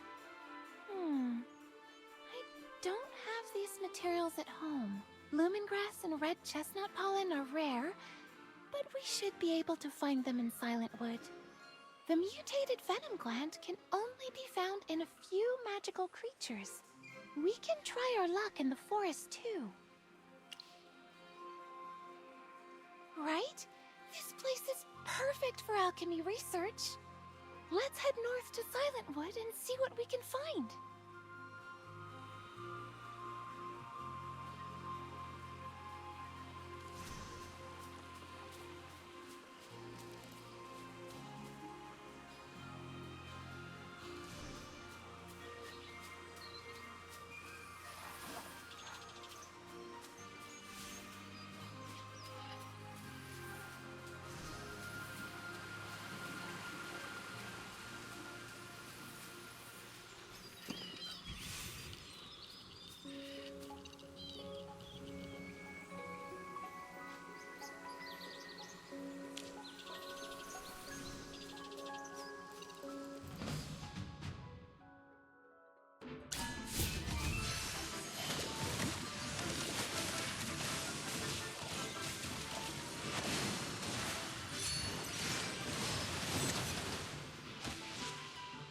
I have prevailed.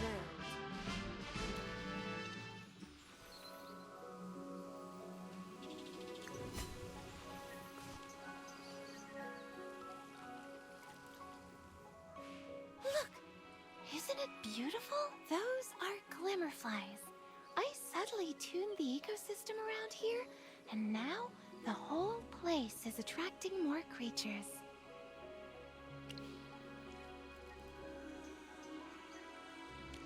Just this small area, there's no major impact on the forest. Just hold that thought. It's easier if I show you. This way, please. My secret base is just ahead.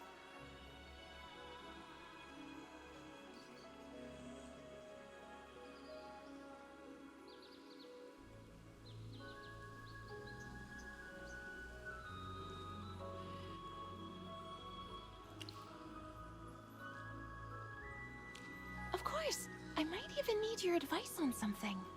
Follow me. It's not far from here.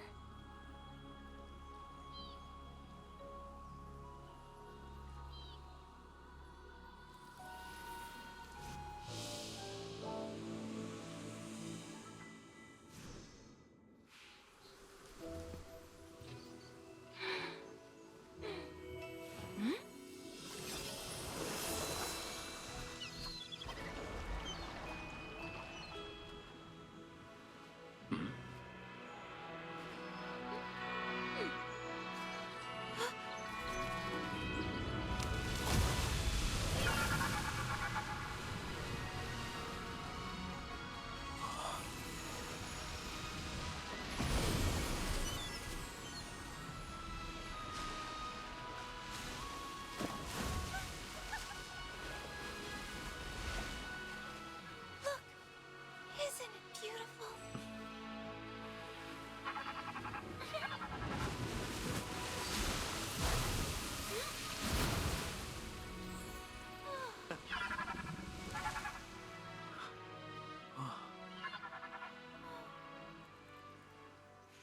Well, what do you think of my treasure?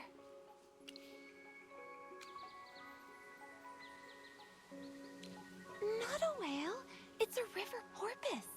This is an azure river porpoise, an enormous creature from ancient times. In old stories, it's incredibly sensitive to magical energy. Sadly, they're nearly extinct now. Because every part of their body makes a perfect magical reagent, they were hunted relentlessly. That's why they're on the brink of extinction. 2 years ago, I found this one and its mother while traveling. The mother was badly wounded, probably from poachers. I did everything I could, but she didn't survive. So I brought it here, just like I did with many other magical creatures. I try to give them a safe home. I also enhanced the lakeside areas, made the area richer in magic energy so they could thrive safely.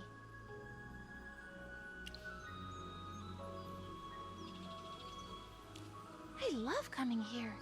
Whenever I hit a wall in my studies, I come to the lake to clear my mind and say hi to little Lulu.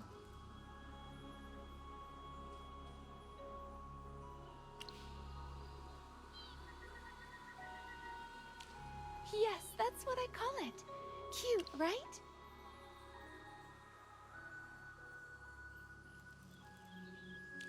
Would you stay here with me for a bit?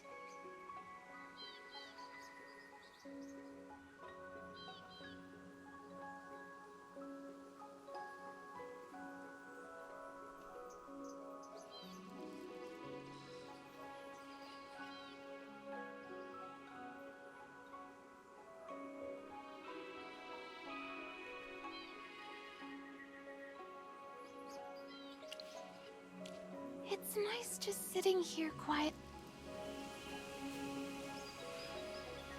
Magister Merlin? I'm sorry, but let me call you that for a moment. It helps me feel grounded. Have you ever felt lost? Really? Even you? So, how do you get through it? When you feel lost, how do you find your way back? You mean, I need to understand why I feel lost before I can fix it? I haven't sorted my thoughts yet. The court mage selection threw me off more than I expected. I'm good at my studies, but I couldn't see through Princess Peggy's act, nor read everyone's hints. I have no idea how to handle situations like that. I know I'm terrible at social affairs and reading people's emotions. Honestly, socializing feels way more complicated than the mathematical principles of advanced arcane theory. Even you, Magister Merlin?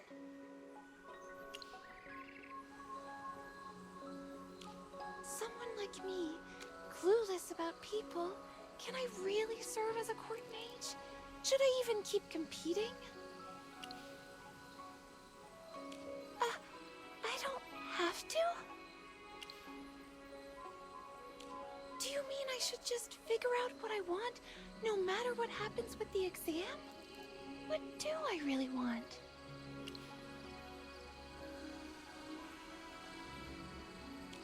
At first, everything was simple. Magic made me happy, so I wanted to understand it, to master it. Then, I learned about you.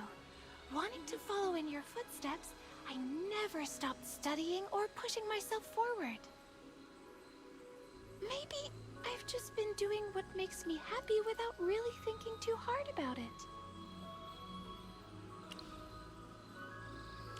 What can I really do with magic? Other than research, I have never used it for anything else.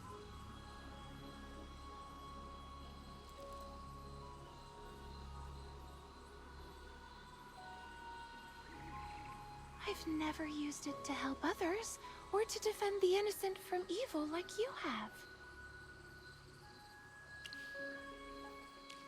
You mean little Lulu and the others? The magical creatures I saved? You're saying this might be what I truly want? I never really thought about it that way. I just felt that if I could help, I should. Every time I see them safe and happy, I feel at peace. Really? So what I truly want isn't to bury myself in research, but to use magic to help people? Magister Merlin, is that the true meaning of magic? Is that why you're always the one standing at the very front, facing down every evil that comes our way? I think I understand a little more now. Though the path ahead still feels hazy, but I'll reflect on what you said. Maybe I can use magic for more than just research. Maybe to help others and find what magic truly means to me.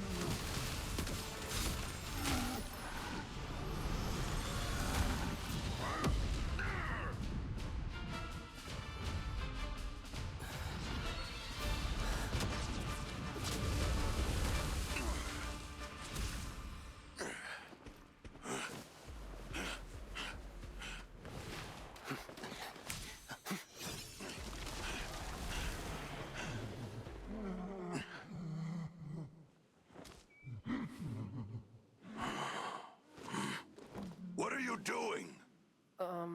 That's a mimic treant. It's a rare magical creature. Jervin, Sylvan, what in the world were you two doing just now? That's a mimic treant, one of the rarest magical species in this forest. I know you both are capable mages, especially you, Jervin. I've always had high hopes for you. You should know how dangerous that spell is. If anything went wrong, it could have wiped out this entire grove. Every plant and every creature with it. If you had even a shred of responsibility toward these creatures, you wouldn't have cast it so recklessly. Professor Hepler, please calm down. The Lunar Shard spell is only dangerous if the caster loses control, and that won't happen to me. Pride blinds even the finest mages, Jervin. Remember, nothing in magic is ever absolute. We remember your lessons, Professor. That's why we restrained our power and kept the spells empty. The treant isn't dead, just weakened. It will recover in a few days. Our control was precise. Yes, Professor. We have practiced together many times. We know exactly what we're doing. Then tell me, why were you hunting it in the first place? It's for the court mage selection exam. We need a piece of ancient root to restore Merlin's portrait in the gallery. Typical. Court mages and their insufferable little tests. Always dressing vanity up as virtue. Well, you have what you came for. Now go. This so-called exam isn't about magic. It's a test of obedience, and meant to find those most eager to please the crown. Let's just say this. If a test has nothing to do with magical skill, it shouldn't be called a test for mages. Court mages value service to royalty more than devotion to the arcane. Many have forgotten what it means to respect magic. Still, their place in the royal court remains secure. As your teacher, I hope you all remember this. Whether you become a court mage or not, always respect the magic you wield. Jervin, Sylvan, Cassidy.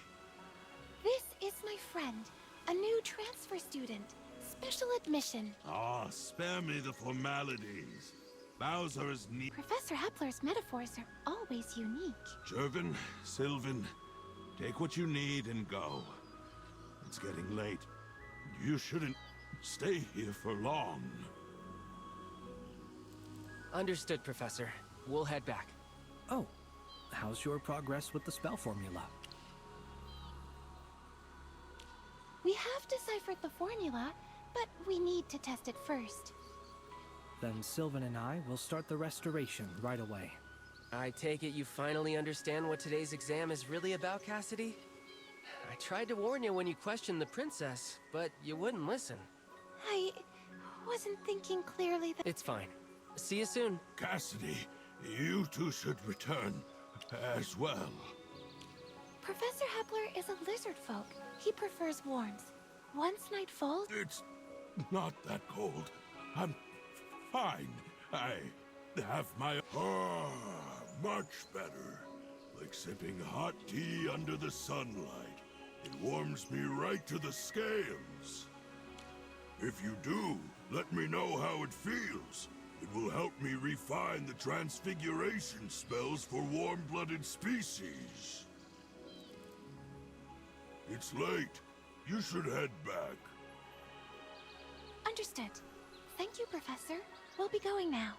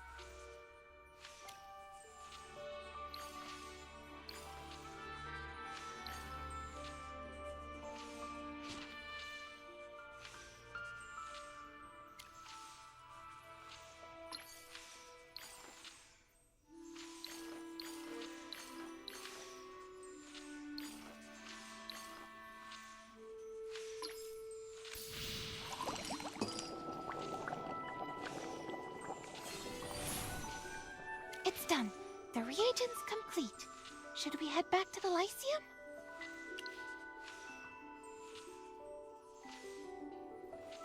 You're right. How about if my theory holds, let's find a suitable...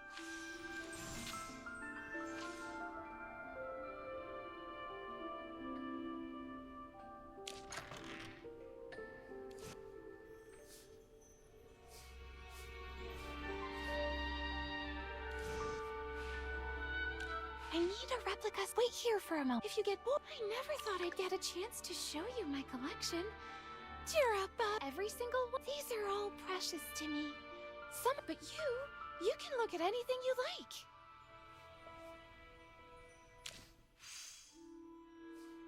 This one's actually a replica of the portrait in the Serene Lyceum. It lacks presence, the true soul of the original, but rumor has it, it's one of the best-selling pieces.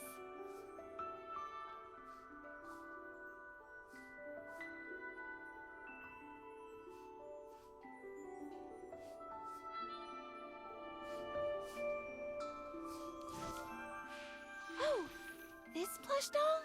It was made 10 years ago by Savannah's most famous toy maker.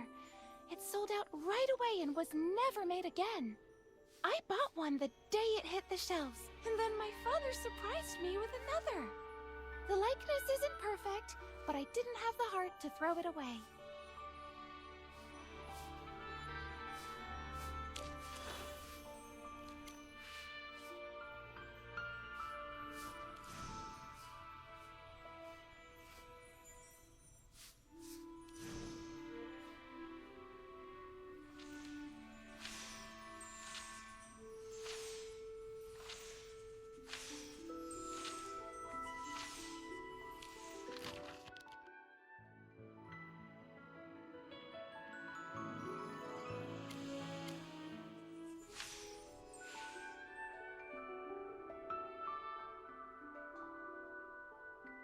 Look! The magic circle! Thanks to you, it worked on the very first try!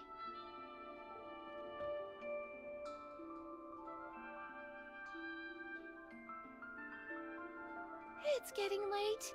We should head back to the Lyceum to restore the point. Wait! Autograph! You promised! Thank...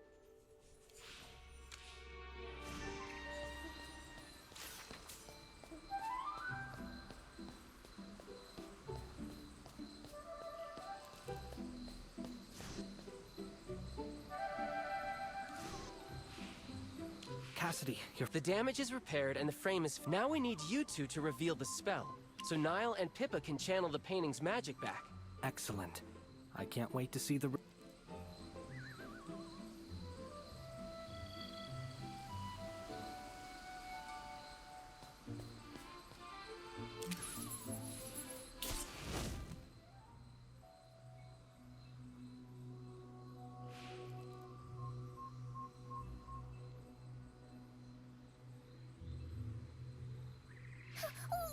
Is this it? Simply put... Incredible! Since the damage part is Yes, it's your Finally. Princess! We should invite Princess Peggy to see the... Amazing! Yes, Your Highness. A painting in...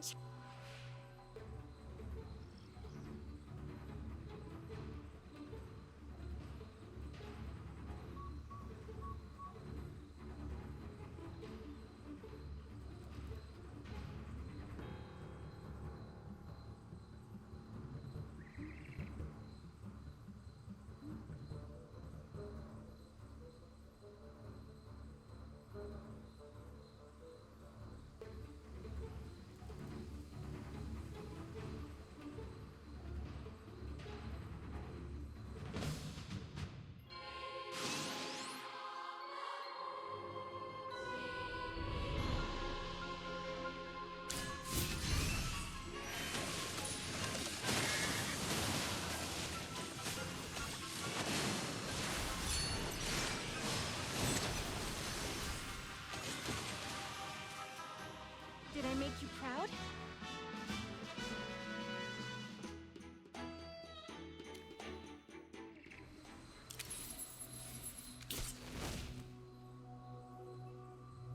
He was performing well a moment ago. Why would he suddenly collapse? And the guards, what are they doing here?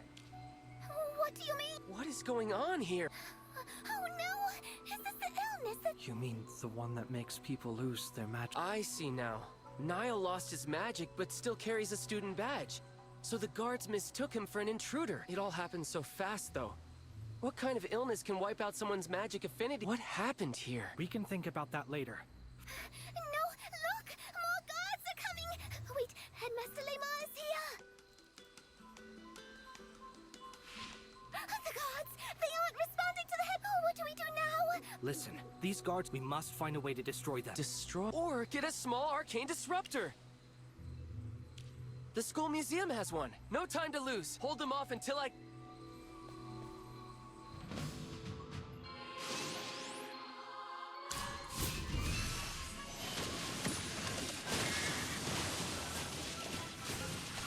Time stops. At my behest.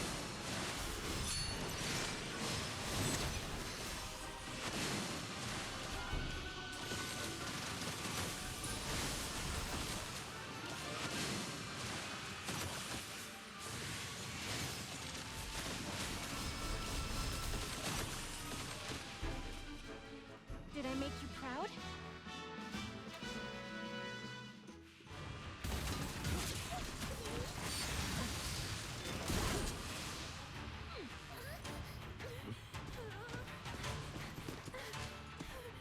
Be careful!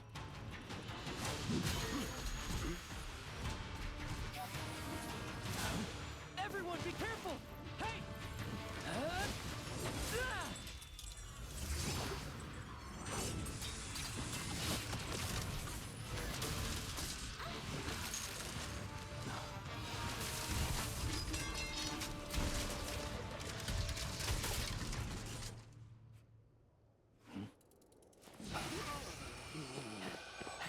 I think it's over.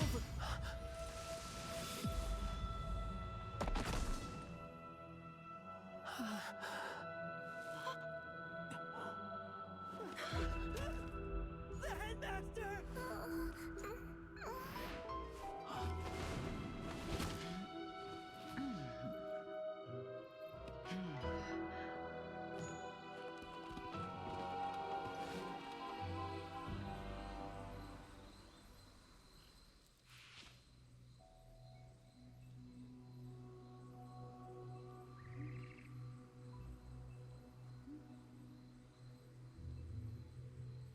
Everyone, as you can see, we have had a serious incident here. Given the severity of this matter, I'm reporting it to the Royal Court immediately. I am ordering an immediate lockdown. No one is authorized to leave the premises until we determine the cause of this incident. Dorella, please reconsider. The headmaster's condition should not go public. Keeping everyone here will only cause panic and hinder the investigation. We should let the students return to their dorms and question them later, one by one. No way. This concerns the headmaster himself. We will not let anyone escape until they... They are all students of the Serene Lyceum. Our students. If they are to be considered suspects, you should first put all faculty members on your suspect list. You make a good point. Now, do as the deputy headmistress requests. Guards, check every student present. Add them to a list for further investigation, and revoke their exit permissions. No one leaves the Lyceum. Yes, Deputy Headmistress.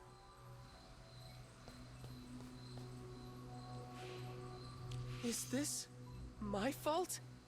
The arcane disruptor. I activated it, and then the head... But why? How could that device cause the headmaster to collapse? Oh no! First Niall, then the headmaster! Let me go! I didn't do anything! Stop resisting. You are not allowed to leave until we finish logging your information.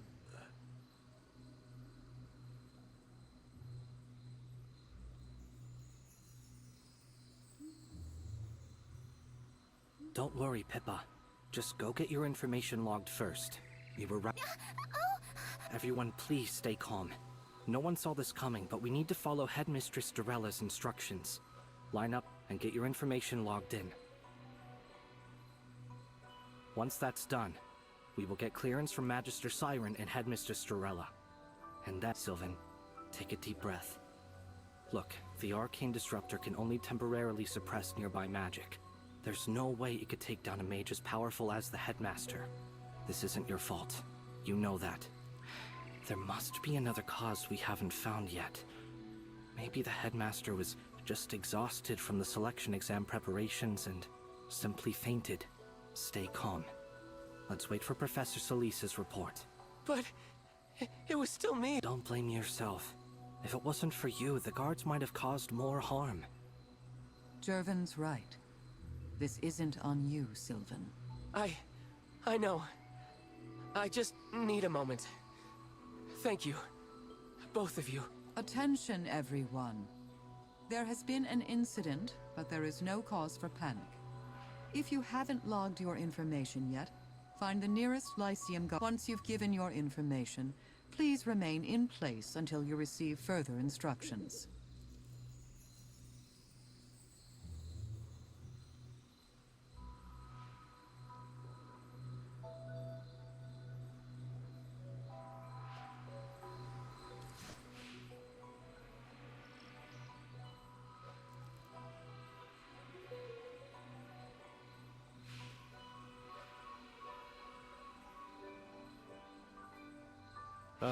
Professor Zoria, my old mentor.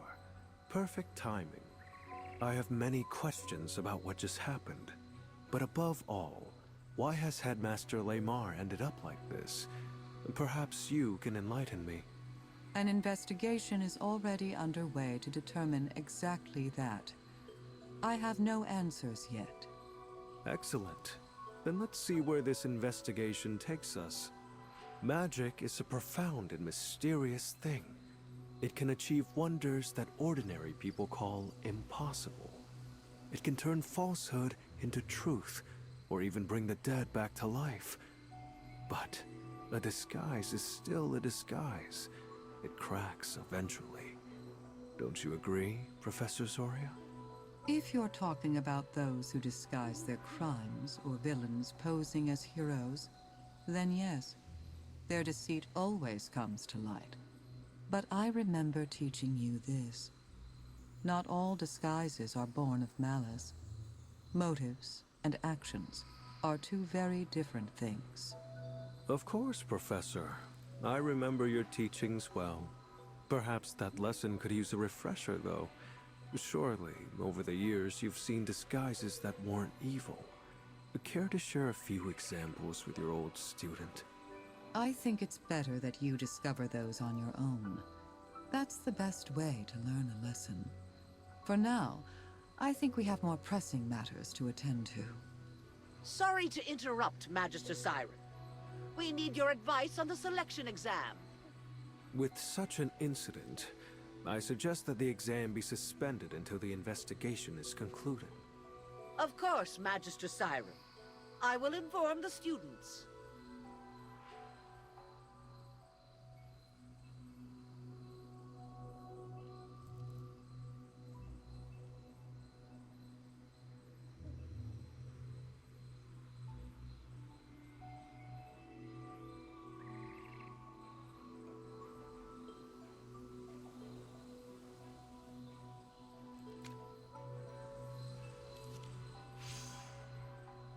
That's an important piece of evidence. You are not allowed to touch that.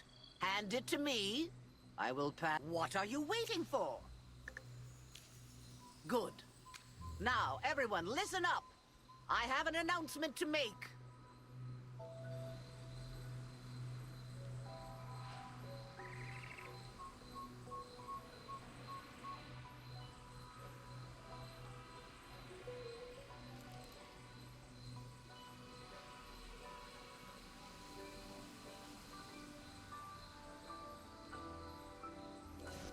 Listen carefully. Due to the severity of this incident, the court mage selection exam is immediately suspended. All candidates here must log their information with the guards and assemble at Verity Plaza tomorrow morning. No candidates are allowed to leave the Lyceum without permission. Madame Dorella, what about Headmaster Lamar and Niall? Are they all right? That is not your concern. Focus on doing exactly as you are told. Guards, bring Niall to the infirmary for treatment. All staff and faculty return to your offices. We're holding an urgent meeting to discuss follow-up actions. Wait, what about the headmaster? Is he being treated? Students. Zoria. Of course, students. Do not let this incident shake. That's enough. Let's go. I must inform the Academy Board of this.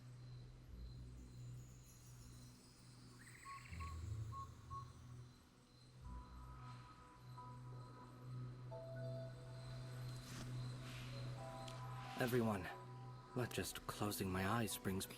Yes! Exactly. We are all... I don't know, but... Sure. Do you want to join us?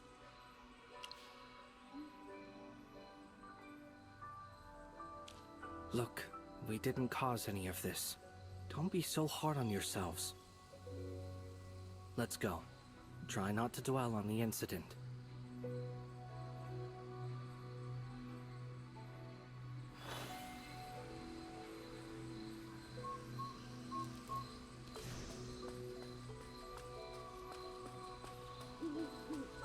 I know everyone's tense. Still, what's done is done.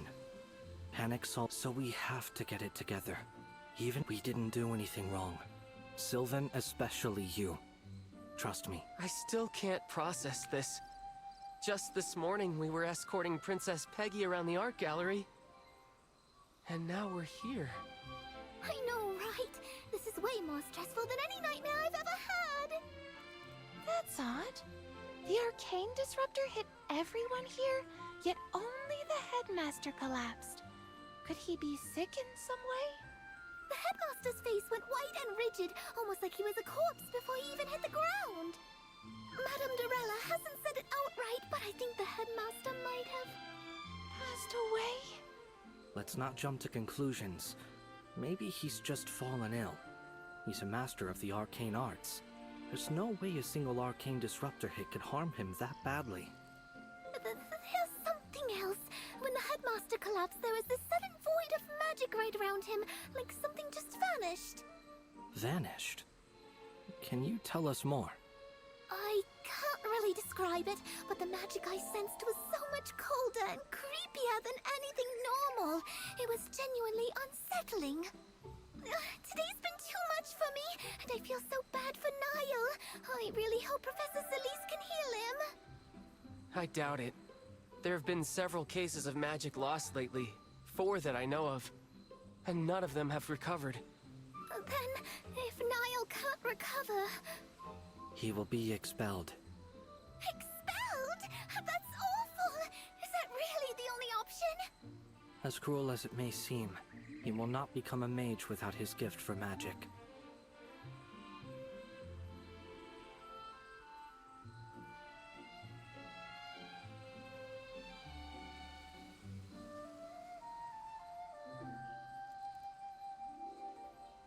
Magister, this is why you came to the Serene Lyceum, right? You knew the headmaster wasn't well. Then, the headmaster really is gone? I see. I won't tell the others.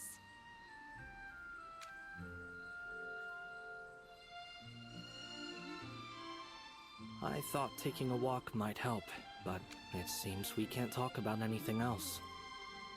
None of us can really relax like this. It's been a long day. Everyone should head back to their dorms and rest. I need some time alone. I'm sorry, Jervin. You have nothing to apologize for. Go ahead. I'll see you at dinner. Cassidy, could you walk back with me? I'm scared. Don't worry, I'll come with you. We can't leave the Lyceum anyway. Since I can't go home tonight, if you don't mind, could I stay in your dorm? Of course. I would feel a lot braver with you there. Maybe I'll even manage to sleep a little.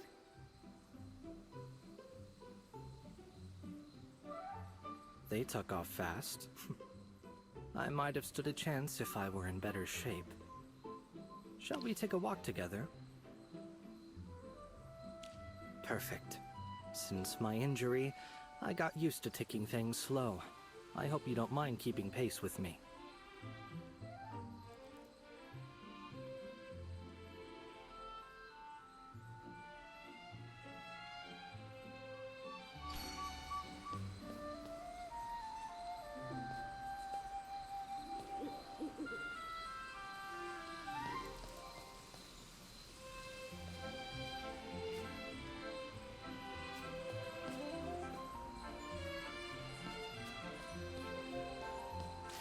So, how are you fitting in at the Serene Lyceum?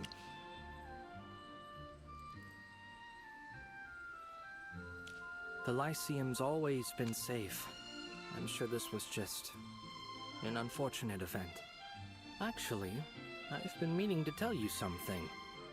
Before this selection exam, I thought Cassidy would be my toughest rival. But now, it looks like you've completely outclassed us both. You have been incredible these past few days. Honestly, I would say your magic skill surpassed both hers and mine. It's not just the magic either. Your logic, your composure, your instincts. They're all exceptional. You must have had some incredible training from your family. What? I'm so sorry. That was a thoughtless question.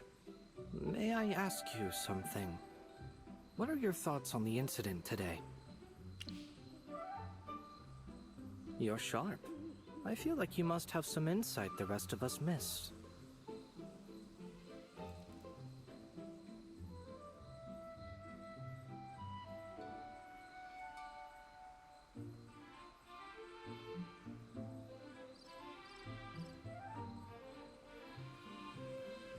It's partly because Sylvan is crippling himself with guilt. If you could share your thoughts, it might give me an idea of how to help him move past this. I think there's more to this than it seems. Pippa already suspects Headmaster Lamar didn't make it. I kept quiet in front of everyone because I didn't want to weigh down people who were already so burdened. But she's probably right. You think so too? That's great. I've been trying to talk Sylvan down, but he won't listen to me alone. Maybe if we both talk to him, he'll finally come around. I'll check in on Sylvan later. But if it wasn't the Disruptor, then what do you think killed the Headmaster? But what illness hits that fast? Is that even possible? Either way, the candidate... my apologies.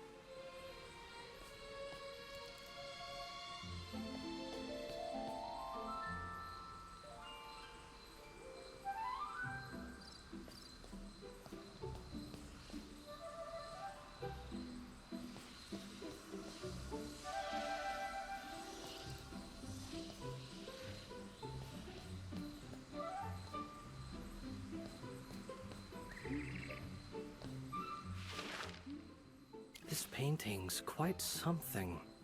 It's Headmaster Lamar's own work. They say he painted it after losing a bet to Professor Nelson.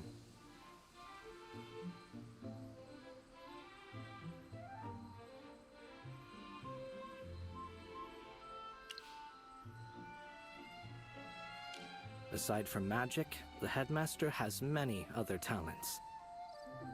Did you ever meet him before coming to the Serene Lyceum? I see. Not surprising. He's famous among mages, but he rarely shows himself in public. He prefers to stay within the Lyceum. He was a good man. So humorous and never harsh with any of the students. He spent more time guiding and encouraging us than he ever did scolding anyone.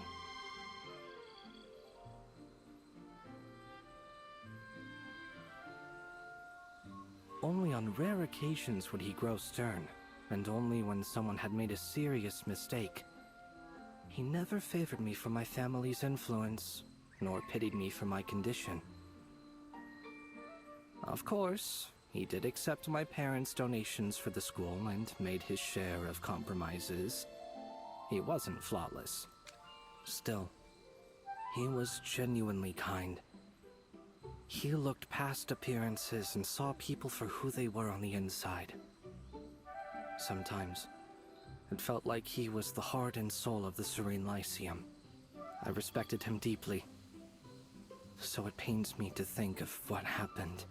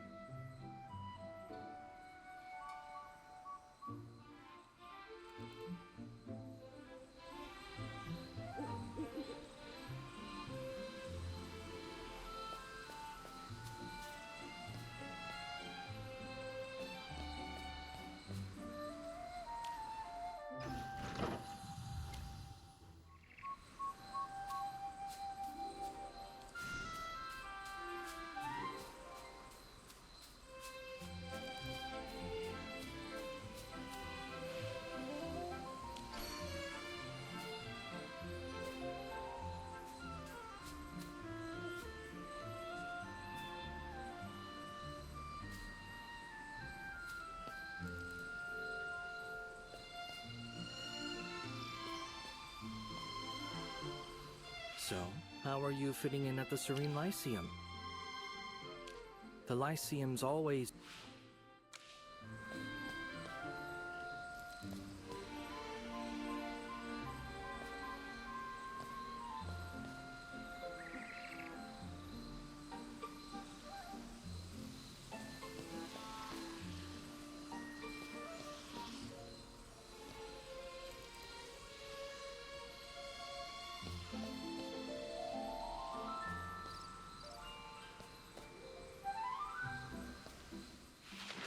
His paintings.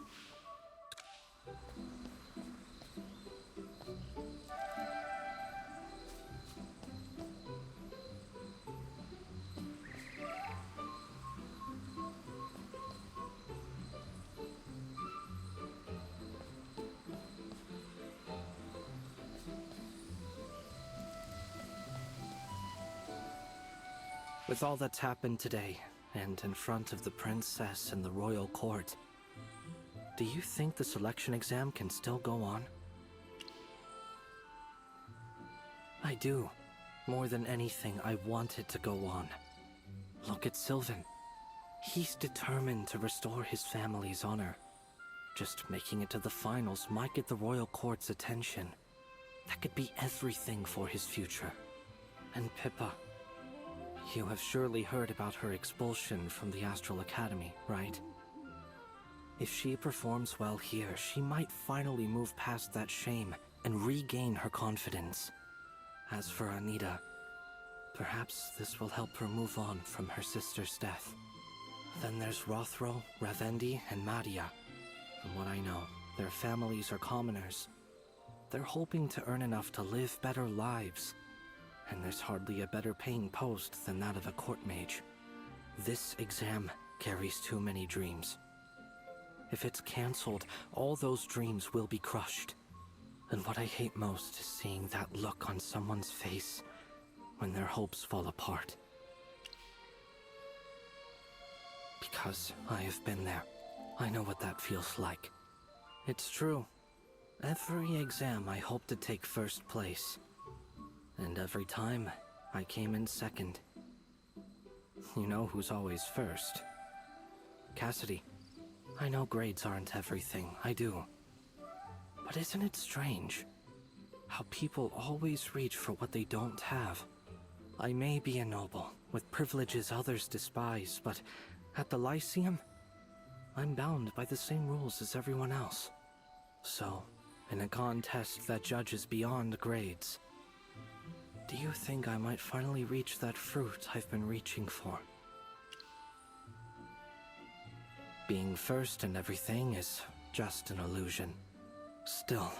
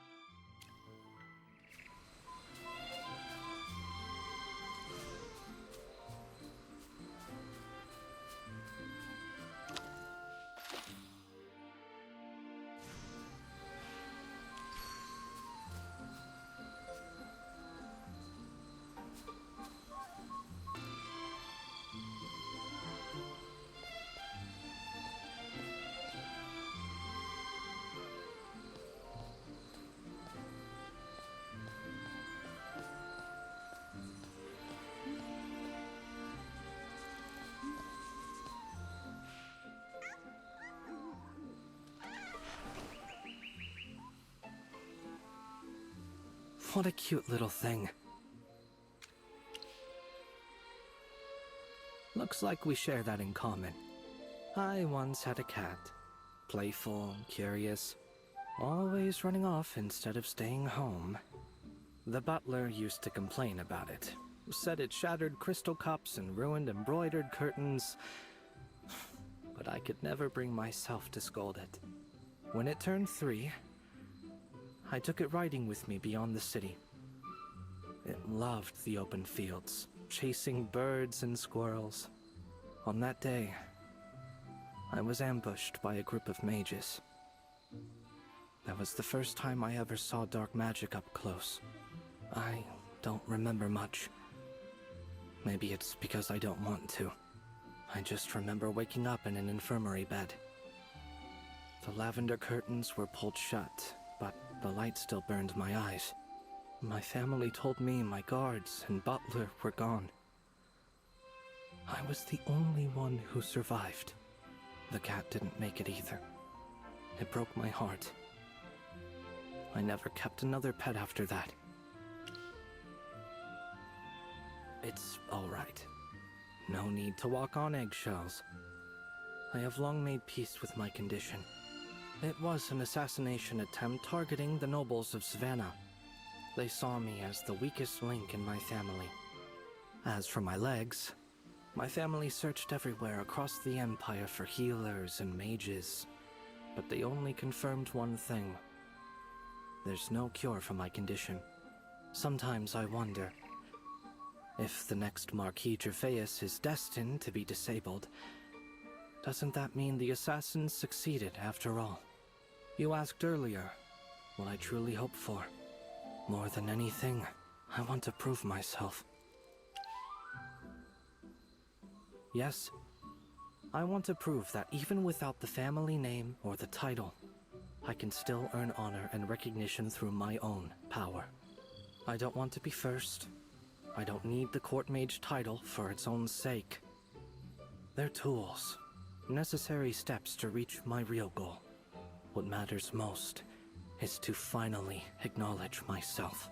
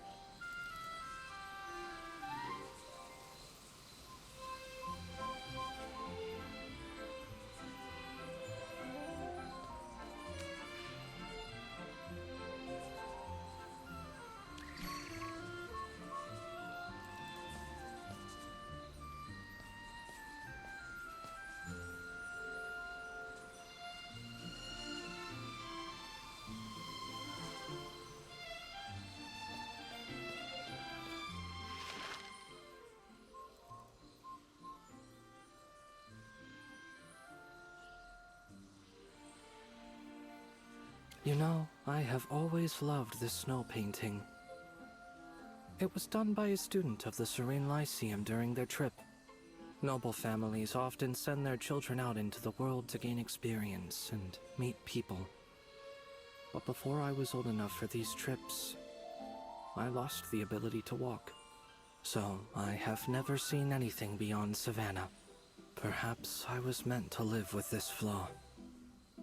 The way Pippa was born with magic she can't control. And those students who have lost their magic entirely, who can never be mages again. Is that too a kind of fated imperfection? I've never thought it through. Sometimes I feel like fate is playing a cruel joke on me. I could have had a smooth, easy life, but it chose to strike hardest when I was too young to even understand what I was losing. Maybe that's just the way it was meant to be. I never figured it out, and eventually, I stopped trying. Focusing on what's right in front of me feels better than chasing answers that never come. Oh, by the way, have you ever seen real snow? I mean, the one falling from the sky, not the kind conjured by magic.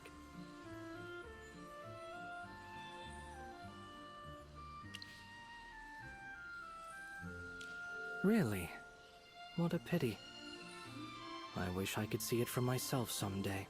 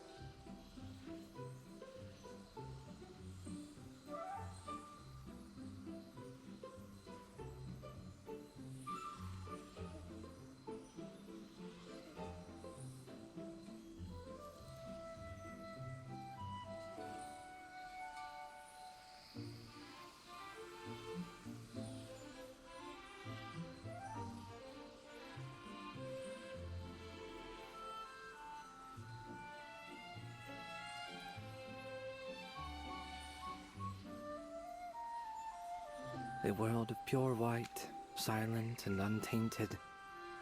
Every time I picture it, even just in my mind, it brings me peace. In a world like that, there would be no pain, no ugliness, no sudden deaths like the one we saw today, and no killers driven by greed to take another's life. Yeah, you're right. I know it's just a dream. Forgive my directness, but I have to ask you this. Do you think the one who killed the headmaster is among us? I trust my own judgment. I'm usually good at reading people, and I don't think you're the killer.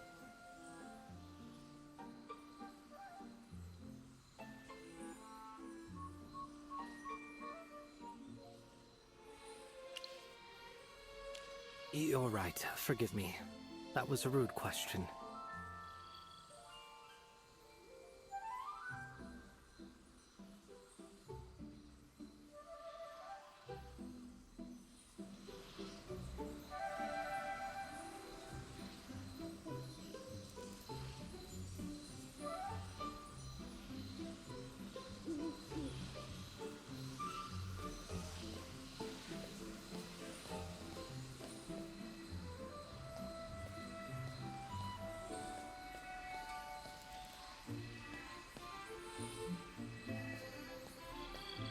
Thank you for your time.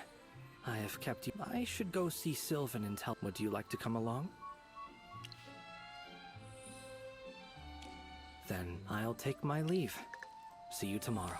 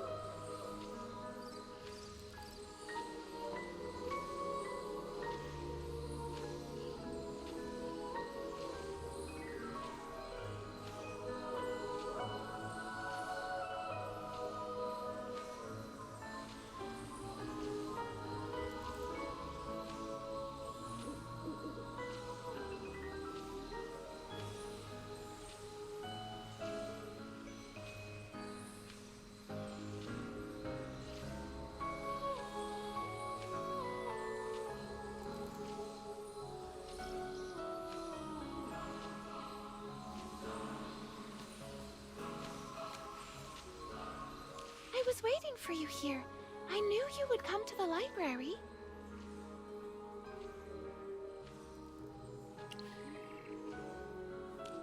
I just wanted to say that no matter why you came to the Lyceum, I can tell something big is happening here.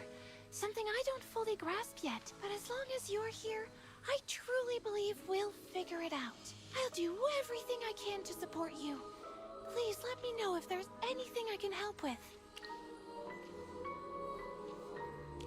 As long as I can do something to help, that's all that matters. See you tomorrow.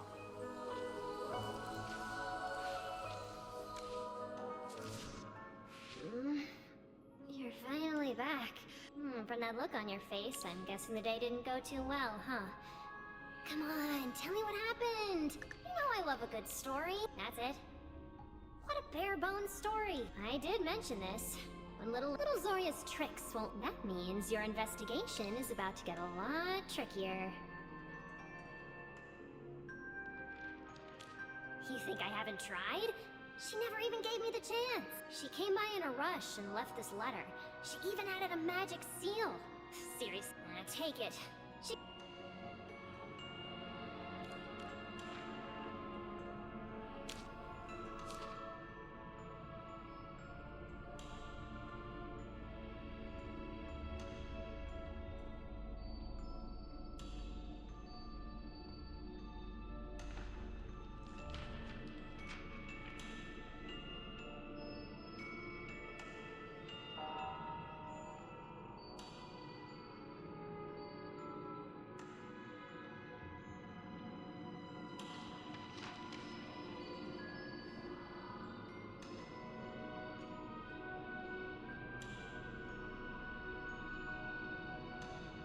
Little Zoria certainly has a sense of sacrifice. It's not a concept we Hypogeans are familiar with. Hey, why the I'm a worried face, Merlin? I've known Zoria for... At worst, she gets questioned and investigated. That won't hurt her. Relax.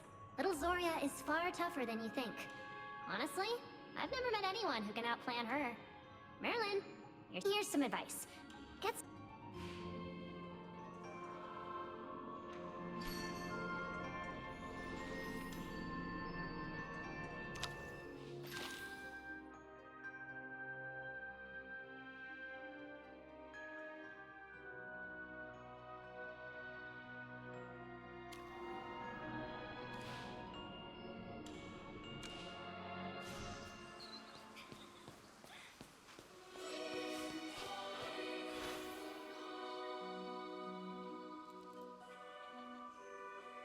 Gather round, everyone. The Lyceum has been unsettled lately. By now, you've heard the tragic news of Headmaster Lamar's passing.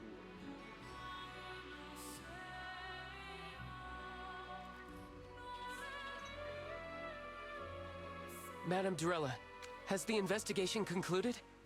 What really happened that day? Did they catch the killer? Quiet! This is not the time for questions. The Headmaster's death is still under investigation, but the Lyceum cannot be left without leadership. Someone has to take charge of the daily affairs. After an urgent meeting, the Academy Board has decided. Effective immediately, I will serve as the acting headmistress of the Serene Lyceum until a successor is appointed. That is my first announcement. Any objections? As the deputy headmistress, it is my duty to take command when the headmaster is gone. The Academy Board made this appointment, and I have no intention of refusing. Secondly, an envoy from the capital has requested that all students, except Jurgen, report to the Office of Public Order in Holt Street. You are to cooperate with the investigation. Yes. Headmaster Lamar held a vital position. His death has caught the attention of the royal family and several mage factions.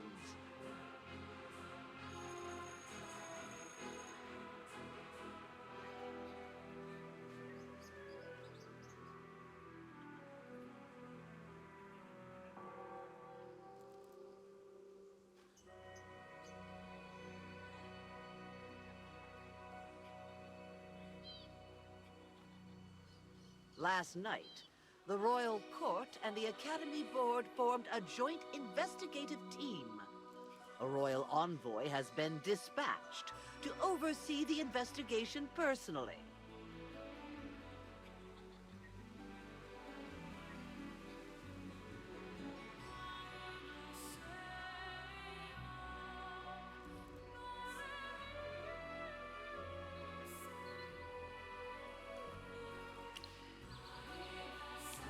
Under the special agreement between the Royal Court and the Serene Lyceum, the interrogations will be held in a secure place under the Empire's jurisdiction.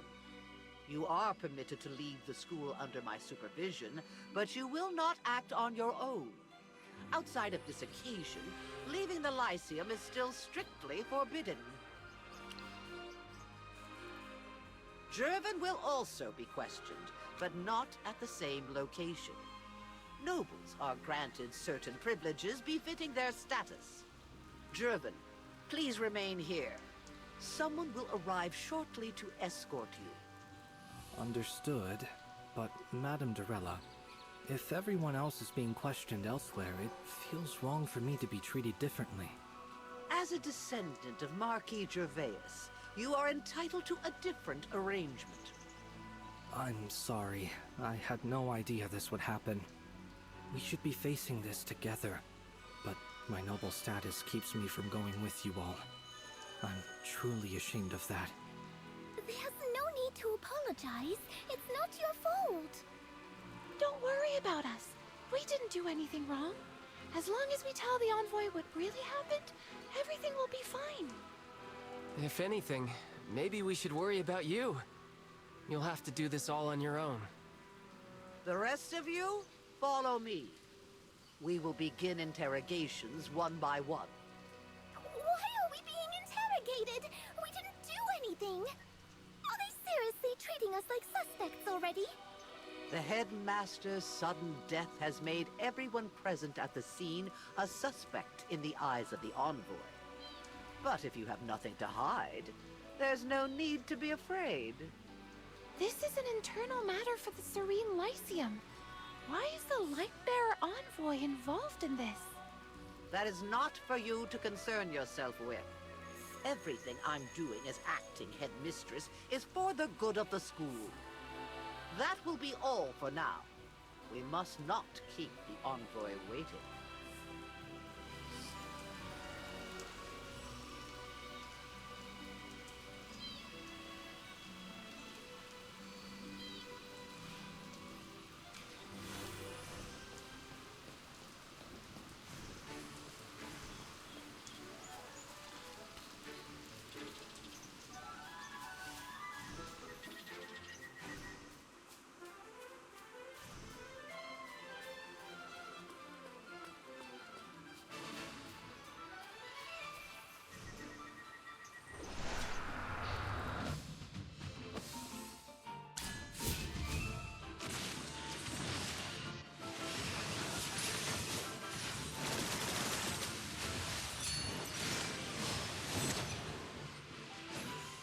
I have prevailed.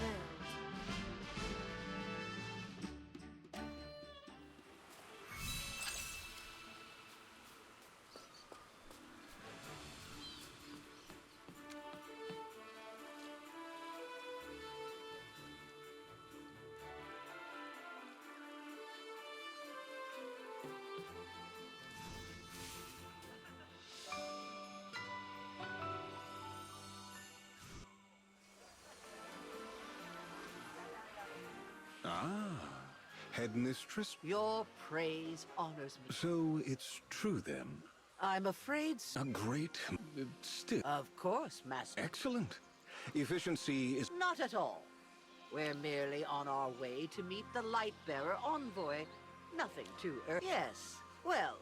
Ah, I may have forgotten your name, but I remember your face. A promising young mage, wasn't it? And I believe I offered you a piece of valuable advice. What? I find it hard to believe anyone could forget about a gentleman as distinct... How unfortunate. In any case, I must take my leave now. Of course. I will... All right, everyone. Pick up...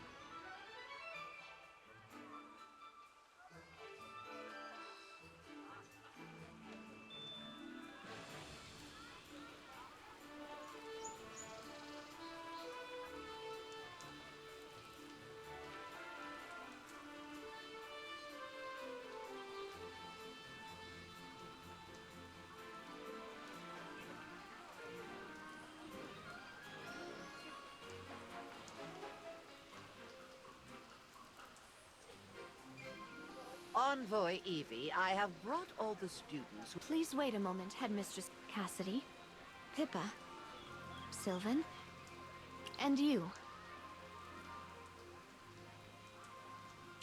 You! Stand straight and stop fidgeting.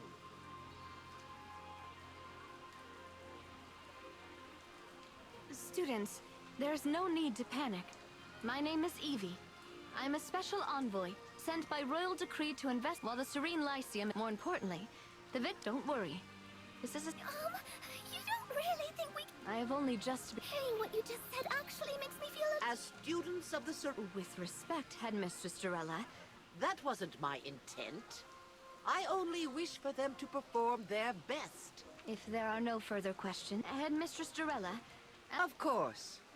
That is... When your name is called, follow me inside. First, Cassidy, come with me.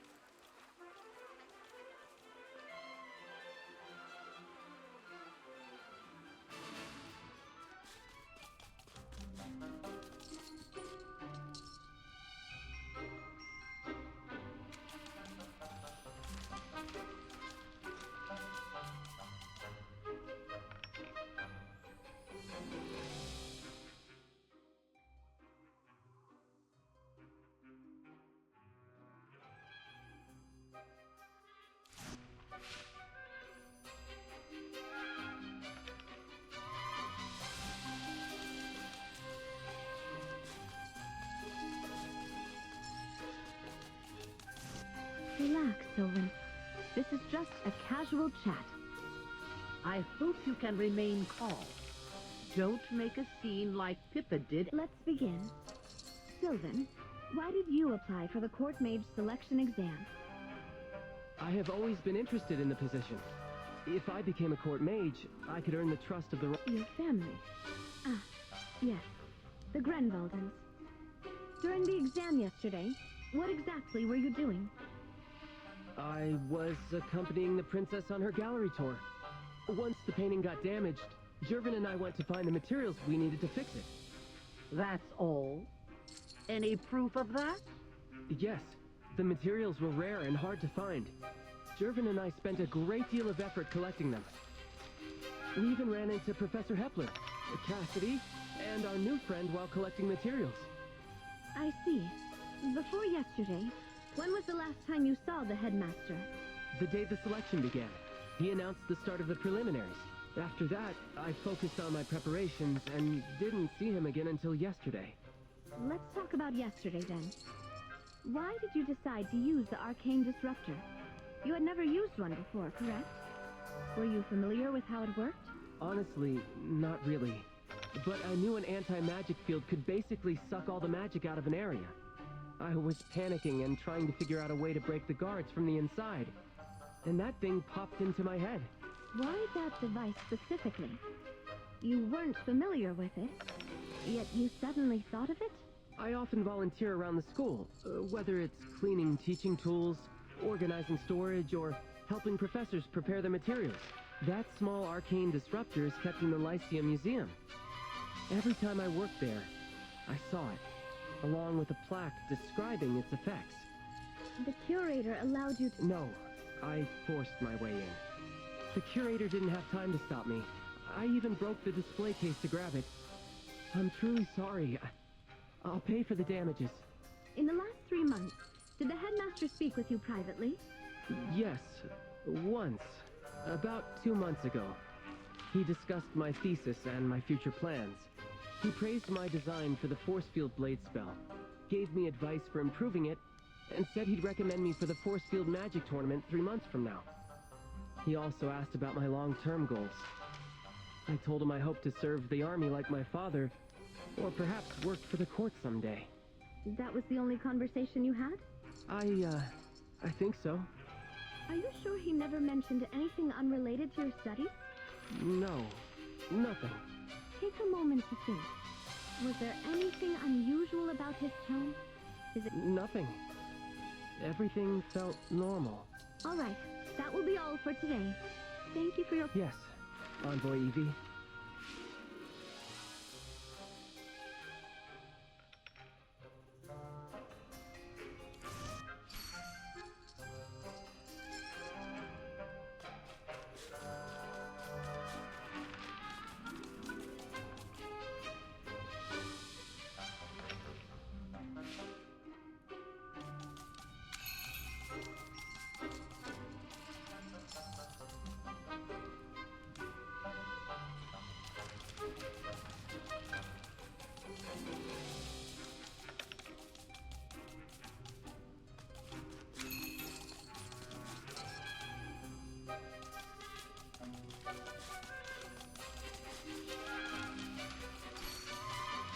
Sylvan, Pippa, and Cassidy have already been questioned.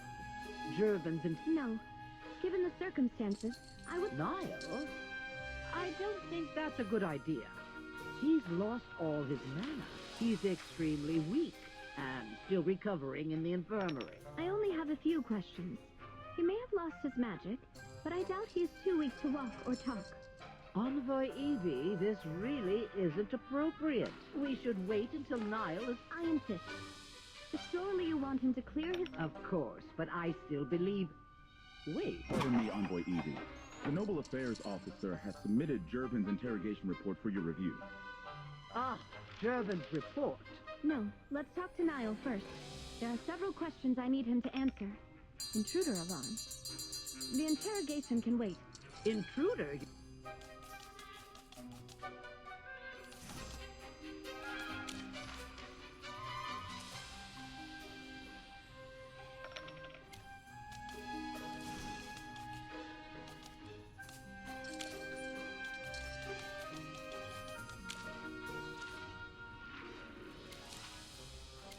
What happened just now? Why did the... Oh, nothing serious. A cat snuck in from somewhere and triggered the alarm. A cat? What is it? Shouldn't we double check? What if someone actually slipped in and used the cat as a distraction? No need to worry, Headmistress Dorella. The interrogation chambers here are well protected. Let's continue. The longer... As I said earlier, I need to... If you insist. That's right, Headmistress. Then I have no reason to refuse. Niall, during the... Pippa and I were... Relax. Okay. Listen to me, Niall. I signed a magical pact with... A magical pact? So that my power keep growing on its own. And if I needed a big burst of power, I could borrow it directly from... It really worked. My power started increasing day by day, all by... That's strange. Unnatural, even. Yes. After a month, the pact draws out my power to reclaim what I borrowed. Plus a little extra. Like interest on a loan. Who did you sign this pact with? A man in lavish attire. Looked rich. His name was...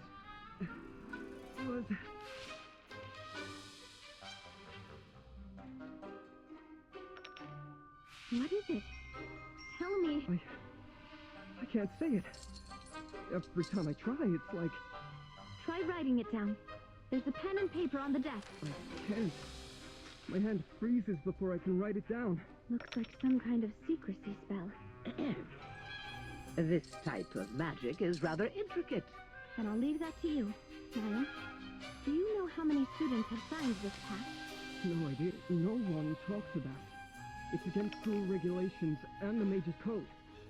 I thought no one would find out. Where did you learn about this pact? And how was it signed? Was it someone from the school? A student? A faculty member? No. He has never come to the school. An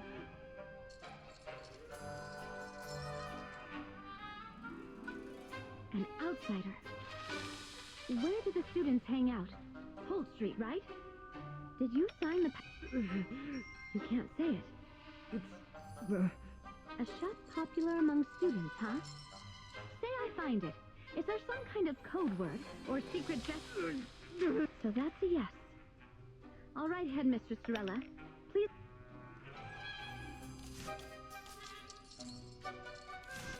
been listening long enough, haven't you? Quit looking around. I know you're here.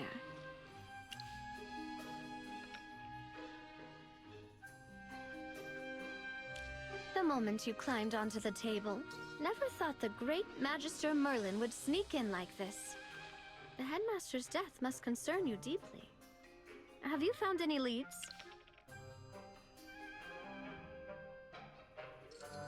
I know I can trust you, but this isn't the place to talk. Technically, you're the next person on my list. I suggest you leave now. I'll call you back in for your interrogation in about 10 minutes. After we finish up in here, we'll talk somewhere private.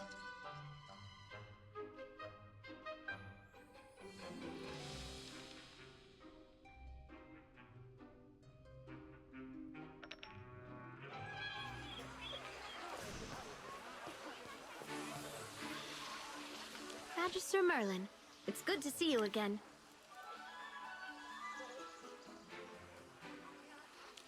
She did. You know how it is. Headmaster Lemar wasn't just the head of the Serene Lyceum.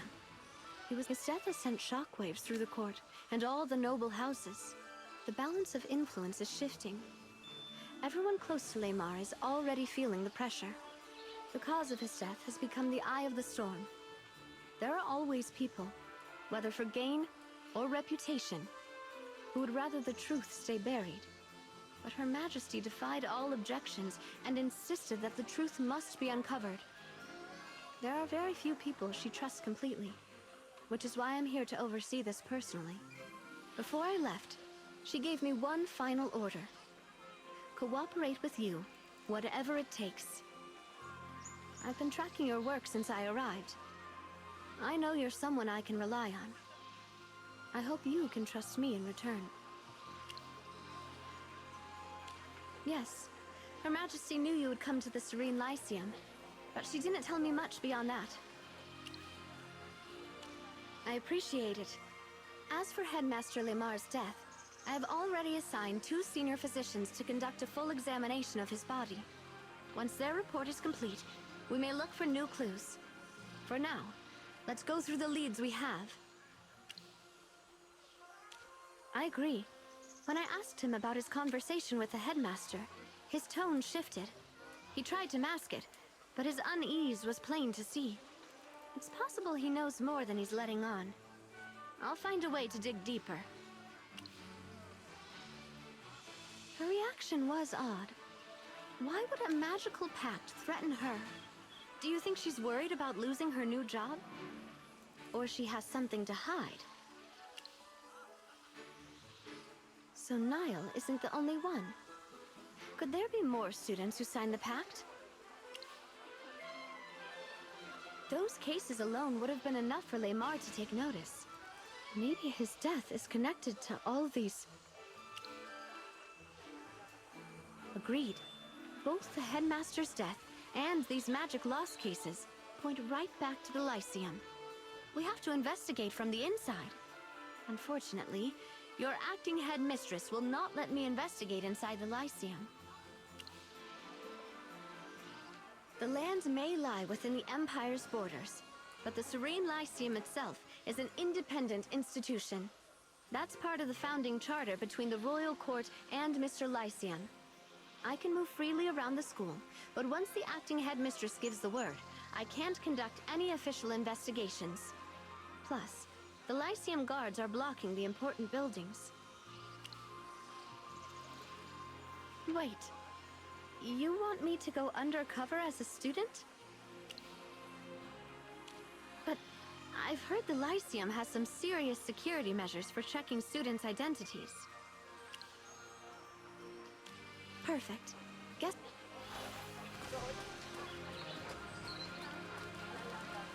Pippa, Sylvan, are you heading back to the Lyceum?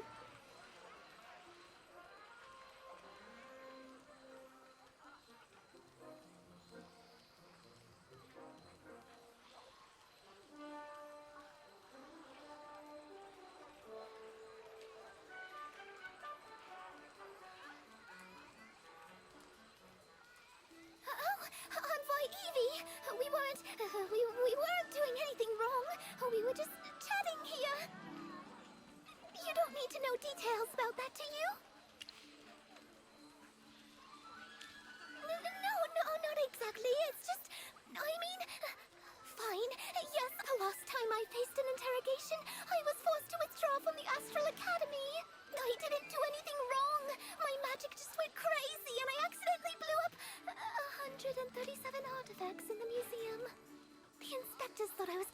by dark magic, so they locked me up in a cell. The headmaster was there too. It was a full day of non-stop questions. A few days later, they expelled me for repeated property damage resulting in irreversible loss.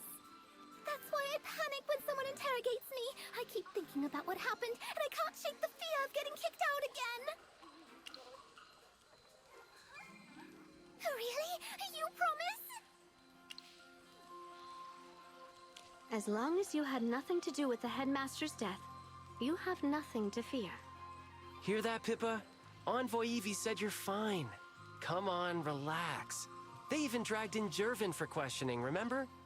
If they expelled everyone they interrogated, they would have to kick out this year's top students. But... Don't worry, Pippa. Everything will be fine. Thanks. I feel a lot better now. All right, come on. Let's go find Professor Solis. A little chat with her will definitely calm you down. And we still have to get ready for the next selection exam.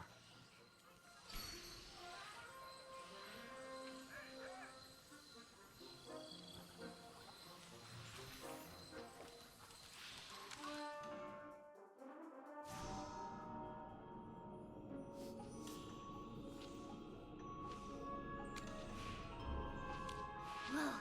Merlin! You're like a Hypogean from the Rift, swooping in to rescue me from this miserable job. Hey, even Hypogeans get cranky sometimes. Work, endless work. I'm dying here. I need a break. Just one little break.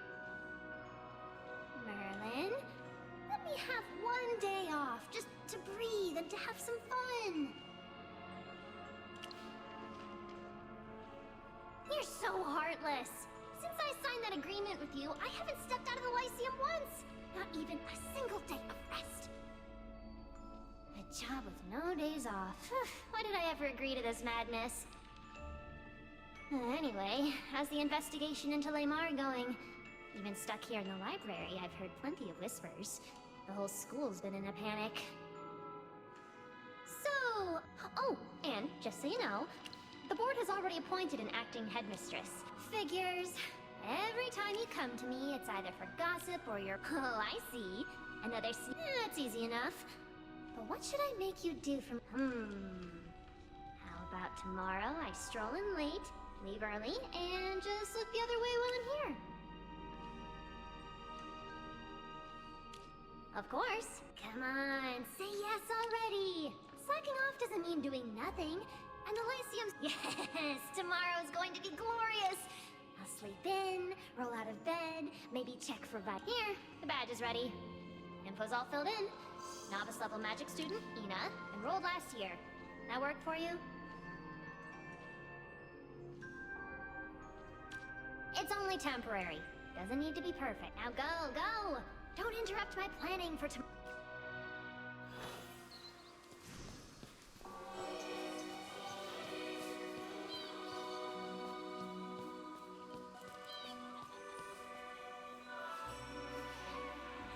Move it! If we're late, the daily special at the Enchanted Cup will be gone. The Enchanted Cup? That's the place... Yeah, you gotta try it! That popular, huh? They're packed every day. You know Niall. And... We're both in a divination club, so we're close. He used to practically live at the Enchanted Cup. I heard he'd even skip class. Enough chatting!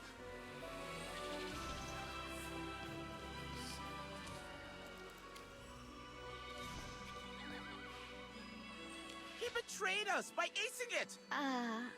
Shouldn't you be happy your friend did well? You don't get it. Last year, all three of us flunked, and we swore we'd improve together. But Elvin, he spent all his time queuing at Holt Street or sneaking novels in class, and yet now he's got a perfect score, and his control of mana is better than ever. He must have been faking the whole time, lulling us into a false sense of... I hate people like that the most. You said he queued for drinks? At the Enchanted Cup? Of course! What other shop? Sneaky guy. As expected, most of the investigation leads point back to Holt Street, if I'm right. We'll find our next clue. Looks like another shopping trip, then. I have to wonder what kind of shady deal...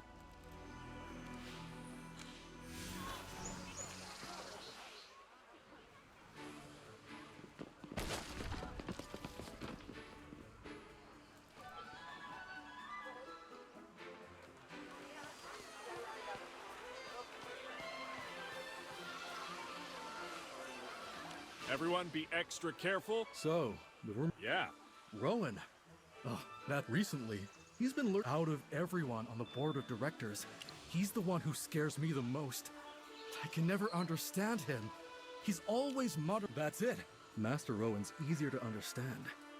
Ahem. Anyways, make sure everything...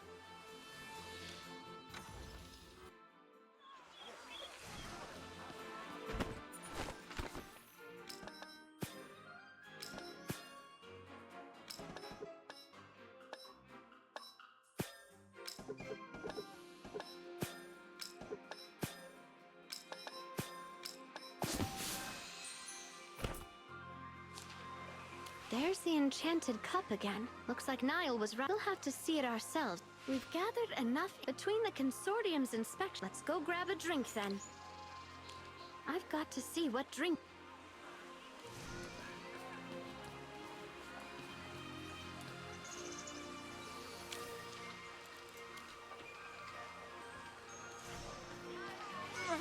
Sold out again?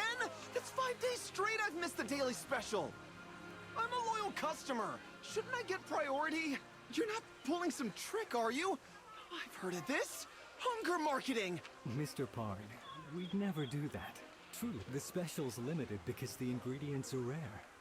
We simply can't make enough. We're sorry. But I've tried everything else in the menu 100 times. I just want something new.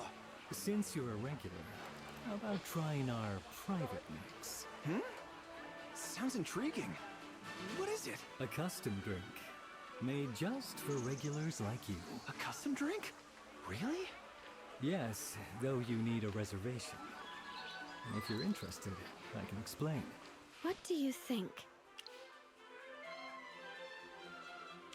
What I want to know is how this place caught on so they're the hardest market. And the drinks aren't cheap. Even if they're good, are they really that good? So how exactly did this shop win them over? Agreed. We'll start with the daily special. Hello! You're students from the Lyceum, right? I'm not so... What do you recommend? Oh, there's so many. Illusion has layered flavors for the adventurous. If you want something refreshing and balanced... Our friend recommended the daily special. They said it's the best drink here. I'm sorry, the daily special is already sold out. But that's the one I came for.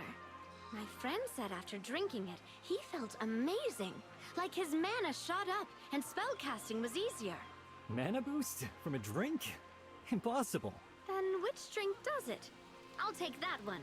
Dear customer, you must be joking. No drink can raise mana. Your friend must have remembered wrong.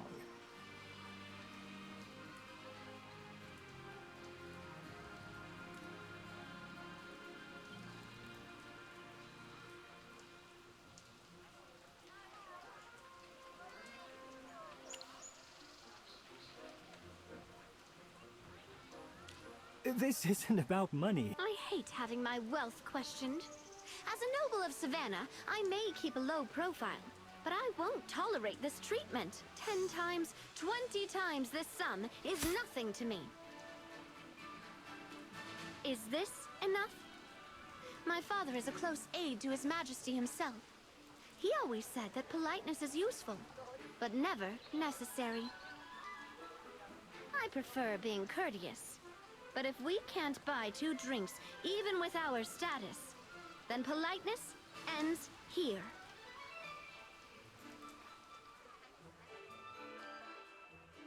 I'm terribly sorry, my lady. Our humble shop is honored to serve you. Perhaps then you'd like to try our custom service. It's pricier. A drink crafted just for me. Perfect. Nobles value uniqueness over... Ah, but custom drinks require a reservation. I'm terribly sorry. We'll craft your personalized drink and reserve the daily special just for you.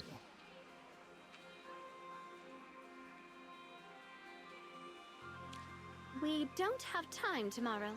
It has to be today. In that case, esteemed guests, I'll send someone to fetch our drink maker right away. If you find waiting boring, the grove at the end of the Southern Avenue has lovely scenery.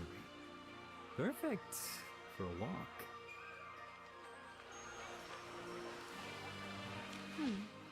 The Enchanted Cup is clearly hiding something. The barista mentioned custom-made drinks, but he was so vague about the details.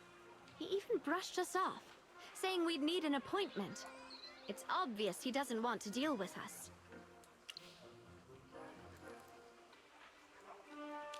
His polite tone seemed natural enough, but to a trained interrogator like me, it felt too rehearsed. And then there's what he said last. The grove at the end of the Southern Avenue. A specific location, huh? I thought he would tell us to go for a walk, but never with such a specific place. That feels scripted. Either someone guided him to say it, or there's something special about that place. You're saying he suspects who we are, and he's testing us. Hard to tell who's holding the cards and who's being played. Let's go check that location.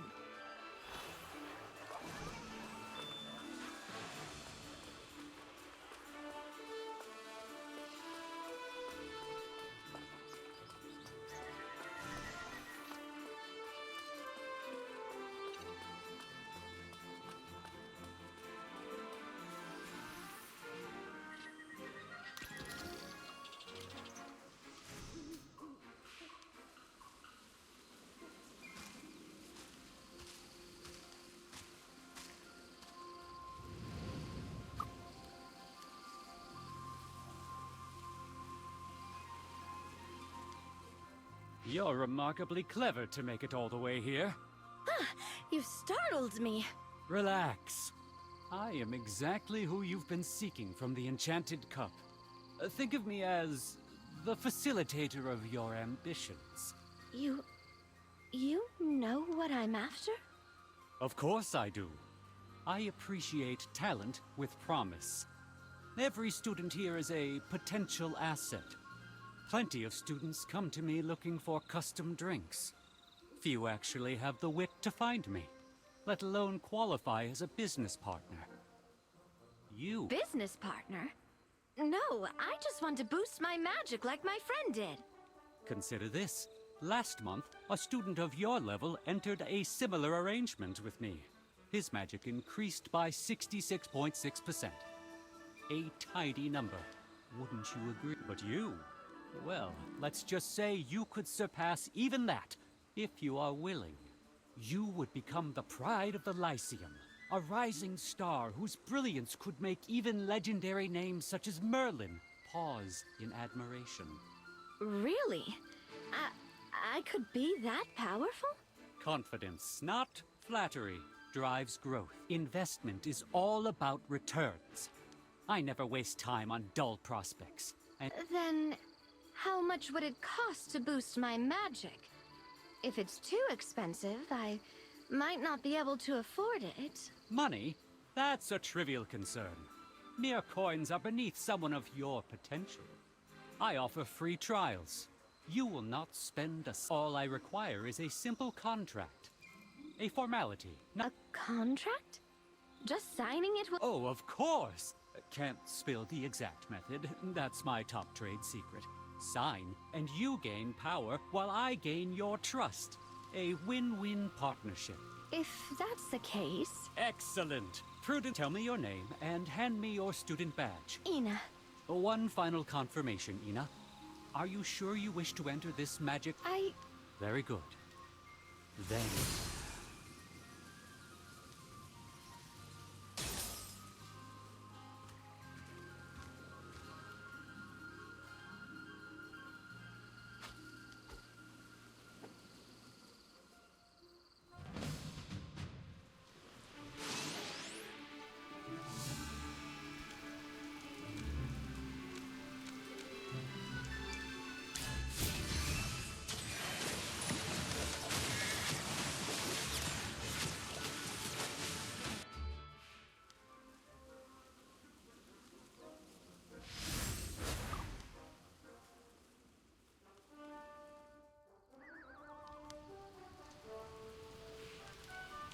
You know that man? In that case, his presence here proves the magic contracts are connected to the Adamant Syndicate. Maybe they're the ones orchestrating all this. We just don't know what they're after yet.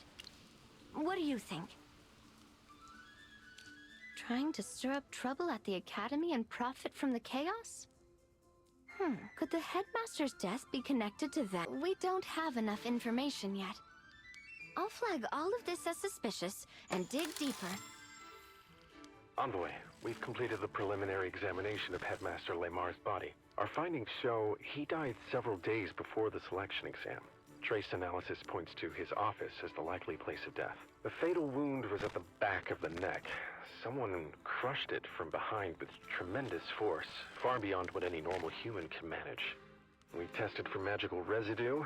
The injury was purely physical with no traces of magic. These are the initial results. We're still running a full examination. You heard them.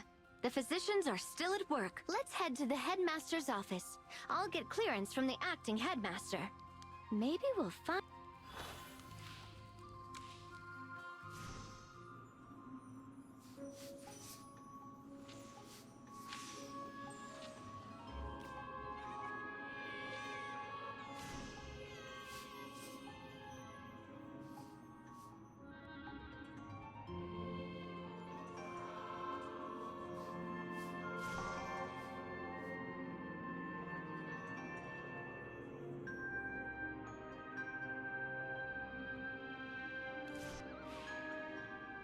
Why are you... I've been waiting for you. I know that I'd like to help investigate Headmaster Lemar's death. Anything... You want to assist me? I'm from the Grenvalden family. When Headmaster Lemar was young, he fought alongside my grandfather. My grades were mediocre when I took the entrance exam. The headmaster since then, within the rules, he's often looked out for me. He once told me he hoped I'd get the best magical education and become an outstanding mage. So now, I feel I have to do something for him. I know the rules say I shouldn't involve you in this. And as you've probably guessed, I'm not one to blindly follow protocol.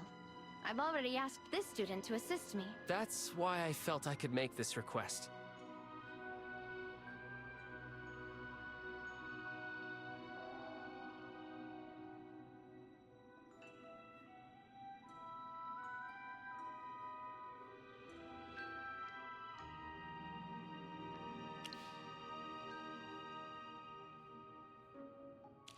Very well. You may do not touch anything without permission. Stay close to us at all times. Do you accept? I do. Thank you for your trust, Envoy. Then follow us.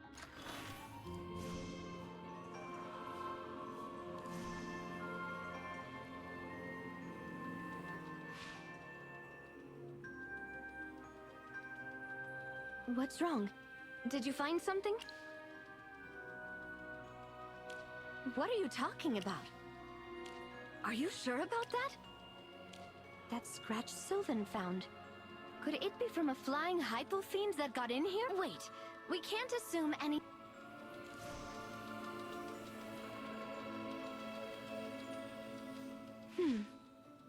These marks are strange. The wood underneath has a... Huh. But... Are you sure, Sylvan? Positive.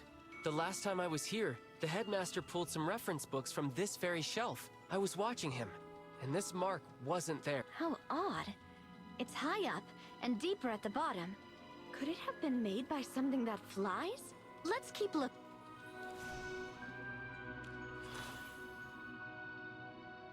It looks like the headmaster was investigating the case of students losing their magic before he died. But these are only the initial files. There are no detailed follow-up records. Possibly. Or perhaps he didn't have time to follow up before.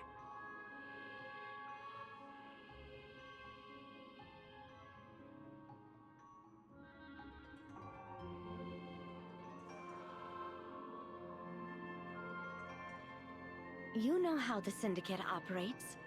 If the headmaster traced the magical disappearances back to them, they wouldn't hesitate to stage a tragedy to silence him. But let's not jump to conclusions. Stop! Without my permission, you are not... Sorry, my mistake. Envoy, could you come here for a moment? What did you find? I remember the headmaster once mentioned this hourglass. The Echo Glass? This is a powerful artifact. It'll take a significant amount of magic to activate. All right, I'll leave it to you then.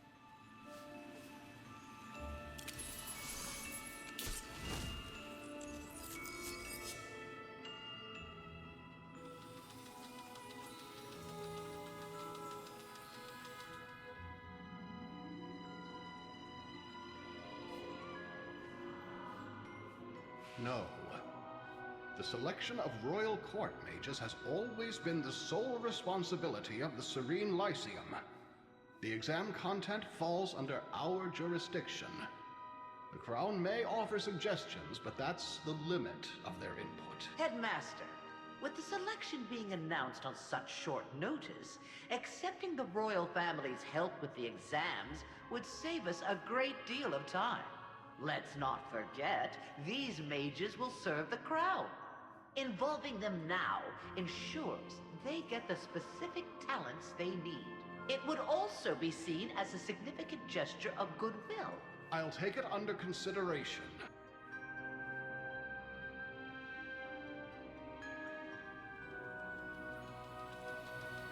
Jervin, have you heard anything about students losing their magic lately? Just rumors. They say some students caught a strange illness that caused all their magic to vanish. Even Professor Solis couldn't cure it. Do you know anyone it's happened to? No, sir. Not personally. I see. You have a lot of pull with the other students. If you hear anything new, I expect to be informed immediately. Understood, Headmaster. Headmaster Lemar. He's been dead for roughly 3 hours. Strange. He was caught completely off guard. Professor Zoria discovered the body? If the Echo Glass is to be trusted, then the headmaster was still alive when Dorella and Jervin were with him. That would make Zoria the first on the scene. It's suspicious. The timeline suggests someone else must have entered between Jervin and Zoria. Yet the Echo Glass shows nothing. Either someone erased the image, or the killer is one of them. You mean... Jervin, Dorella, Zoria. All 3 are suspects. But Jervin was with him when he was still alive. We don't have all the facts. I won't jump to conclusions. You should go, Sylvan. And you are not to speak a word of what you've seen here to anyone. Is that clear? I understand. Thank you for... Based on the evidence, I'll be questioning all 3 of them. I'm sorry, but protocol forbids anyone outside the task force from observing. You have my word. Let's meet tomorrow morning at Verity Plaza.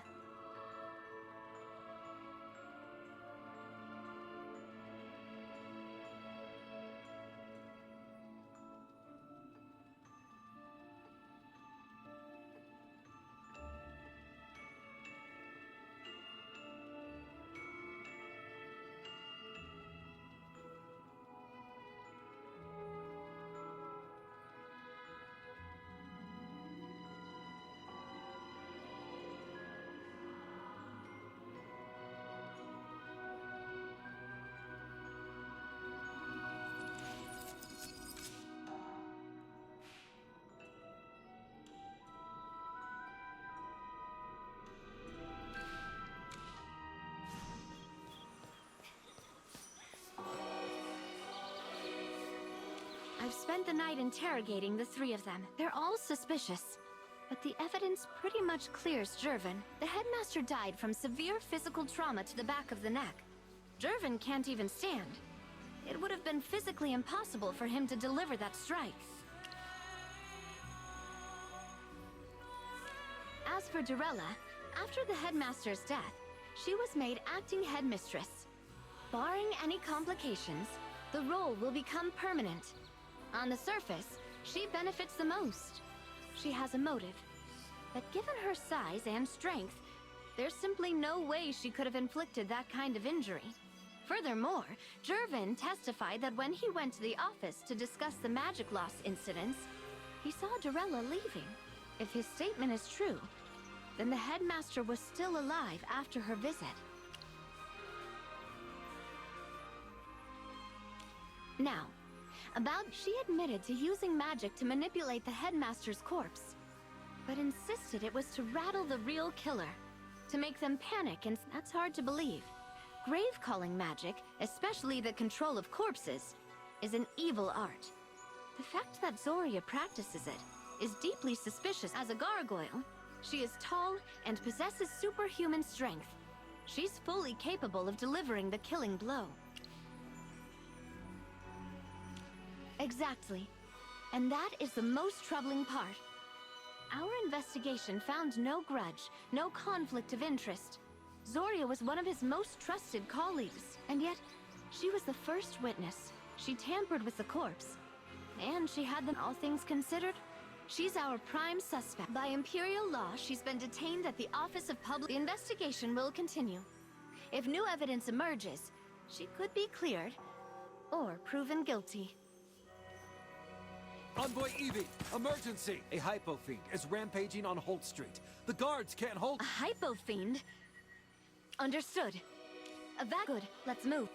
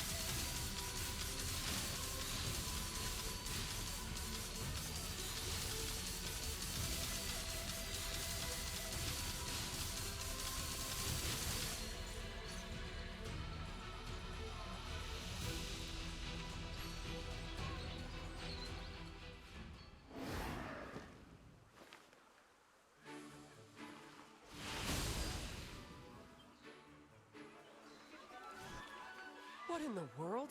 That's a hypo fiend! What's it doing here? What? A hypo? I was just picking up some magical supplies. I heard a huge commotion from... What should we do with it? Should we... Let me see. Looks like wood shavings?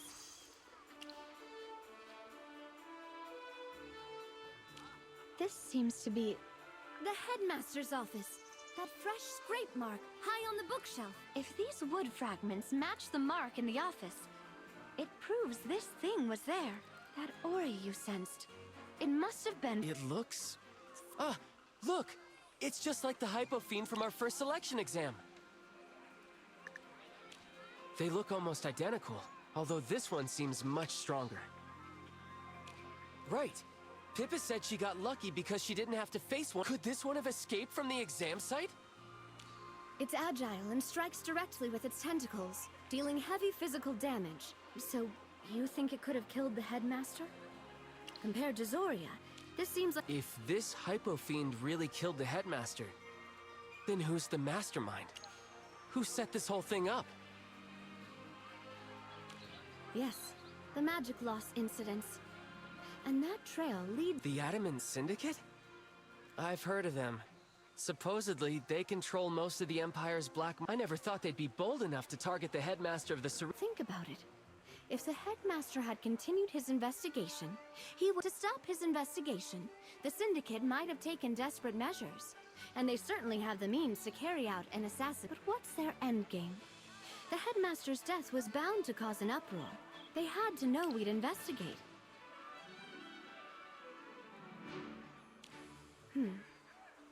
I'll issue an putting all the clues together. It seems likely that the Syndicate sent this flying monster to attack the headmaster and stop his investigation into the magic loss cases.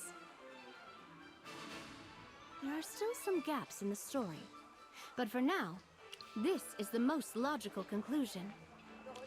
I'll have our experts examine that. It's possible the Syndicate tampered with it, erasing... The exam monsters are all checking the storage logs. Understood. I'll send someone to inspect this. They're targeting students, don't worry. I'll continue investigating the magic loss we still can't complete. She'll have to remain in the office. That concludes this phase of the investigation. Thank you for everything.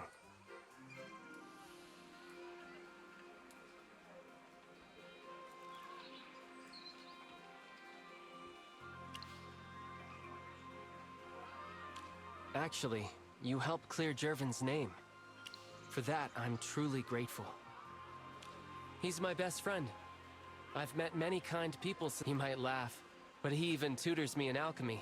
But friendship can't just be one-sided. Jervin is the heir to a powerful house. His parents tried everything to heal him. Even after a few after that, he grew quieter. Despite everything, he only That's why I was so determined to clear his name this time. Even if it meant breaking my own code. Yes, Envoy Evie asked me about the last time I spoke with the headmaster. During that talk, he asked me if Jervin's legs could ever be healed, but I didn't mention that part during questioning. Please don't misunderstand. I didn't mean anything by it, I don't know. The headmaster only mentioned it in passing. I suppose I just forgot. Later, when I remembered, I thought it was, but it's been eating away at me. For nobles like him, honor is everything. And right now, his family is choosing their next heir. Any hint of scandal would destroy his chances.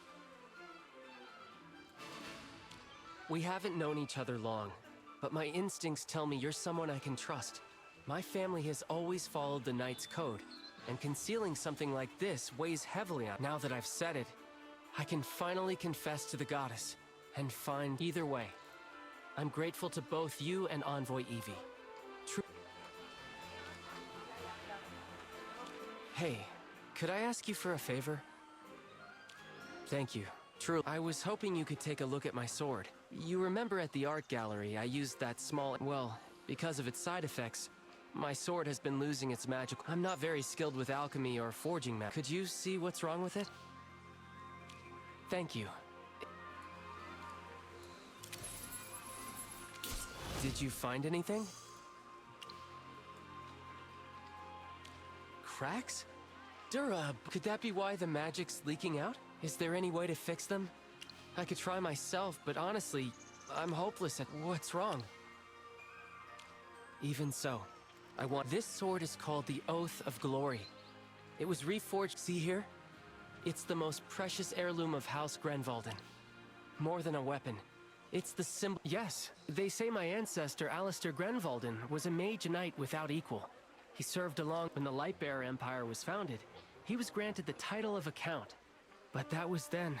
Now, our house has fallen on hard times. I am. Before he passed, my father passed the Oath of Glory to me.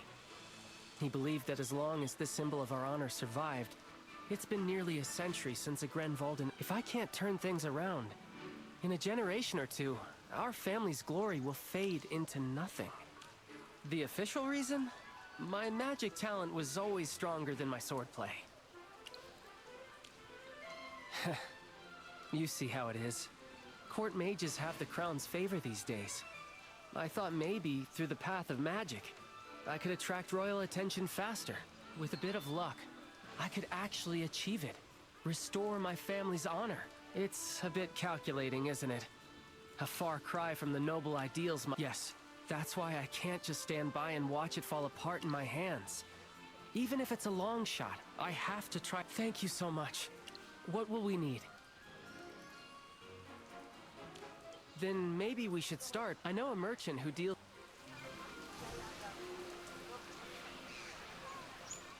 Well, well. If it isn't too... What? I'm afraid the Empire has that one under strict... you'd be looking at... That's too long. Well, if you're confident, The price is fine. Heavens! No haggling? I should have charged you... The Fire Vein ore is a dead end, but the Razor Claw Assassin...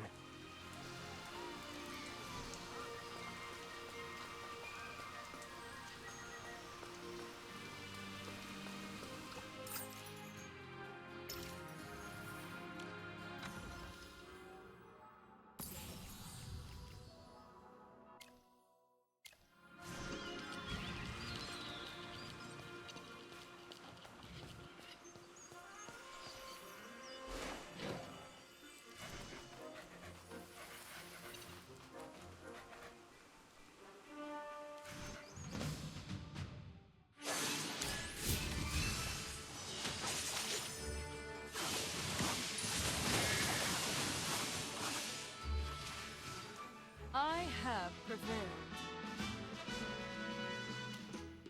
Perfect. With the corrosive solution, we just need fire vein ore. Maybe a professor would know? I know he should be in the...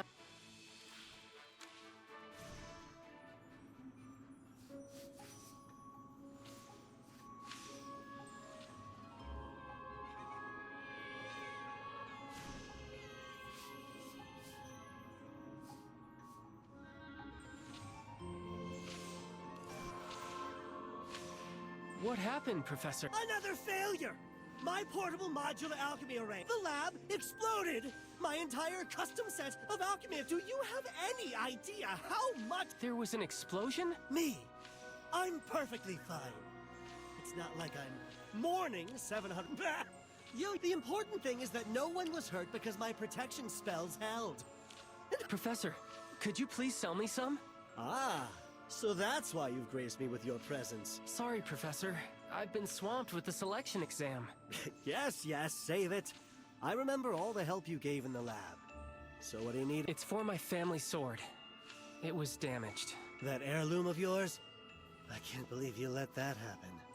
Fine. How much do you need?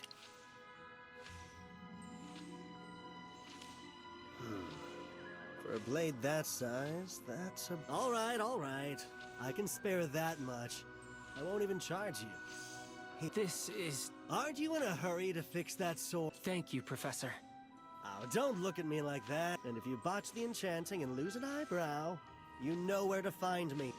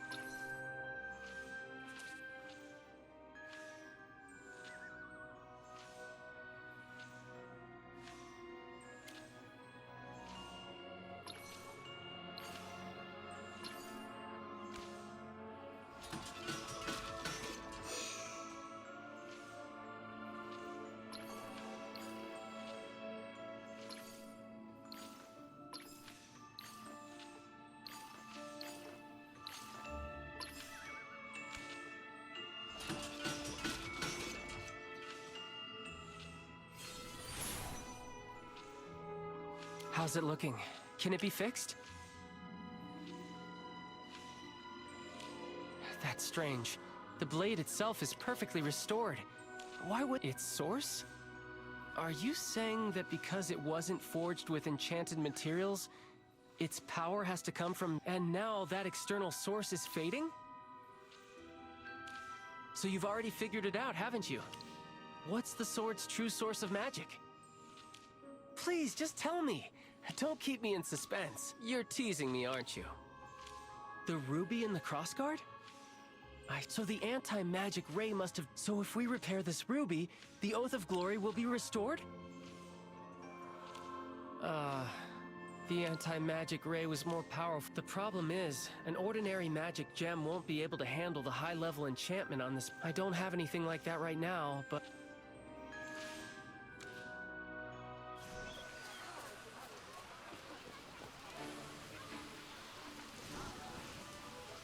You still have the heart for shopping? Aurelian mentioned you were all brought in for questioning. Are you all right? I see. Well, as long as high-grade gems, huh? Tell you what, if you find what you need, I'll give you a 20% discount. No, 30% just for you. Even lower? At that point. Anyway, here, take a look.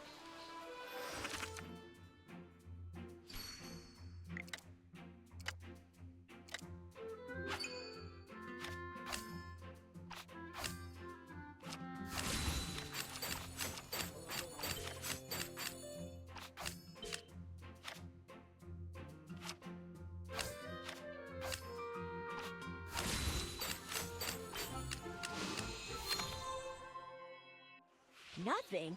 Not a seems our merchants. I'll need to schedule another mark. Not even the Mithril Consortium had one? Then finding the right gem on this... a collection? Only no... Wait, you don't mean... Jervin? Yes, I feel guilty even thinking about... The truth is, when I first... My family's long after his injury. It's been so long since anyone even remembered the Grenvalden house.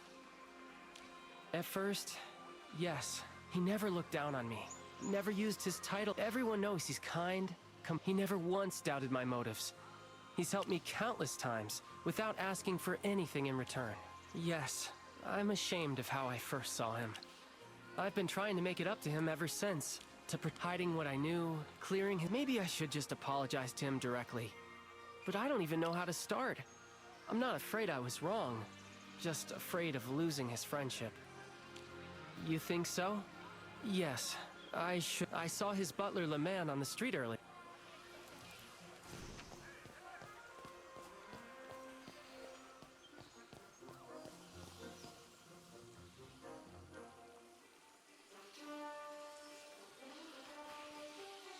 Jervin? You look like you've got something on your... If you need help, just say the word. I came to apologize. So that's how it was. I see. To be honest, I already knew. You knew? Let's just say I had a feeling, but it doesn't matter. You don't mind?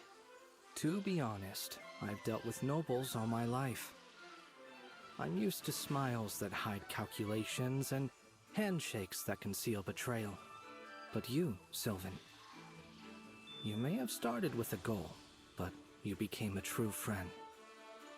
And when you had to choose between ambition and friendship, you chose the latter.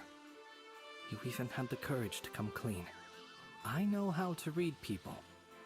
I've watched your actions, and nothing I've seen has ever made me doubt your character. You carry the honor of House Grenvalden. You have your ancestors' kindness, their integrity, their honor. You're a good friend, so stop blaming yourself. You don't owe me an apology. As your friend, I want to see you succeed, to see you restore your family's glory. I don't even know... No need for words. They never quite fit moments like this anyway. Now then, you didn't... I see. So you... But young master, that gem was meant for your new staff. It's fine. I have other options. As you wish. Take it, Sylvan. The Phoenix Star. There's no ruby more powerful. Go on, take it. I know what you're trying to say, but as your friend, I don't need repayment or promises. If you really want to do something for me, just thank me. Then thank you, Jervin. Truly. A genuine thank you. Now, that's rarer among nobles than the Phoenix Star itself. I'll take... Go on, fix your blade. Oath of Glory, huh? A fine...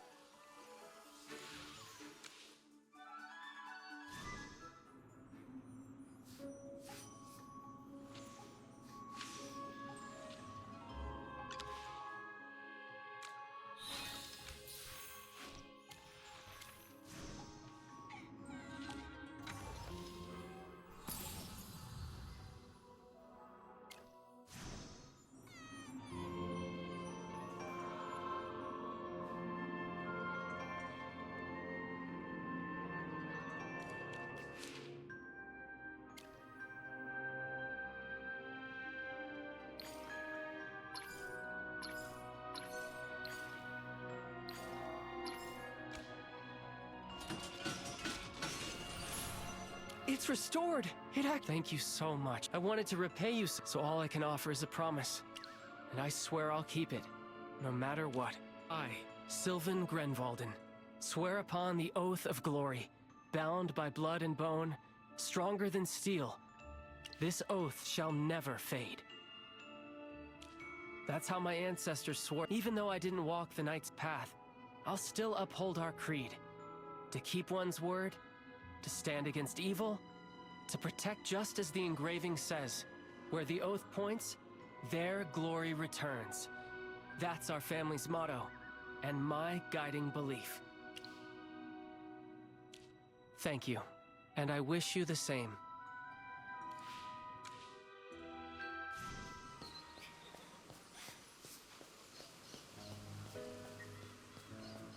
Quiet! Students, quiet. I am acting headmistress Dorella, thanks to Envoy Eden. Madam Dorella, what exactly happened? Silence! But with a killer on the list... This was an isolation. All you need to know is that the investigation is over. On behalf of the Academy, I hereby announce that the court made all participants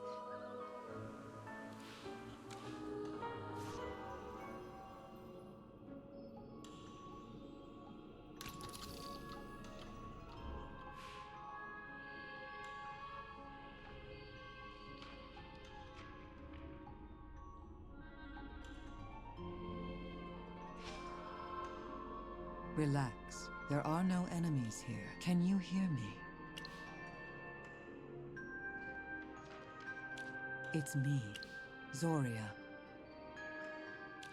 No spell. The gargoyle you're used to is just a vessel I use. This is what I really look like. If I wish, I can use almost anything as a vessel.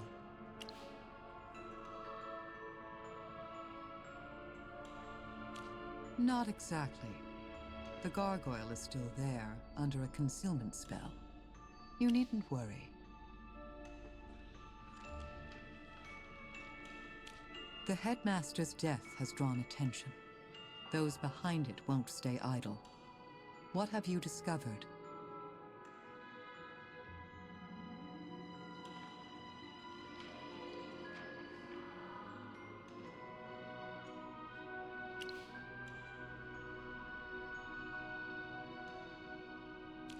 The Syndicate has been a thorn in the arc, even though the case seems resolved. Things don't feel good. My spell making the gargoyle move independently will wear off in a bit. I must return soon. And reveal the Arcane Council's existence? No. Since the Council's founding, only Merlin has ever revealed their identity. The rest of us remain hidden, even from each other. Only the first seat possesses the Council's member roster. Its authenticity bound by a divine pact. Even among the seats themselves, no one knows who the others truly are. As its leader, you know this better than anyone. Our secrecy is our greatest shield. The Arcane Council is the last line of defense against dark magic and hypogean forces. Our identities are secrets people would kill for. I would rather remain imprisoned than risk exposure. Enough. As our leader during the Second Divine War, you gave up everything to protect this world. You only survived by falling into deep slumber, losing most of your power.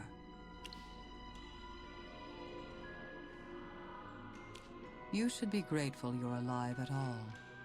Compared to your sacrifices, what I'm going through right now is nothing. The exam must proceed as planned.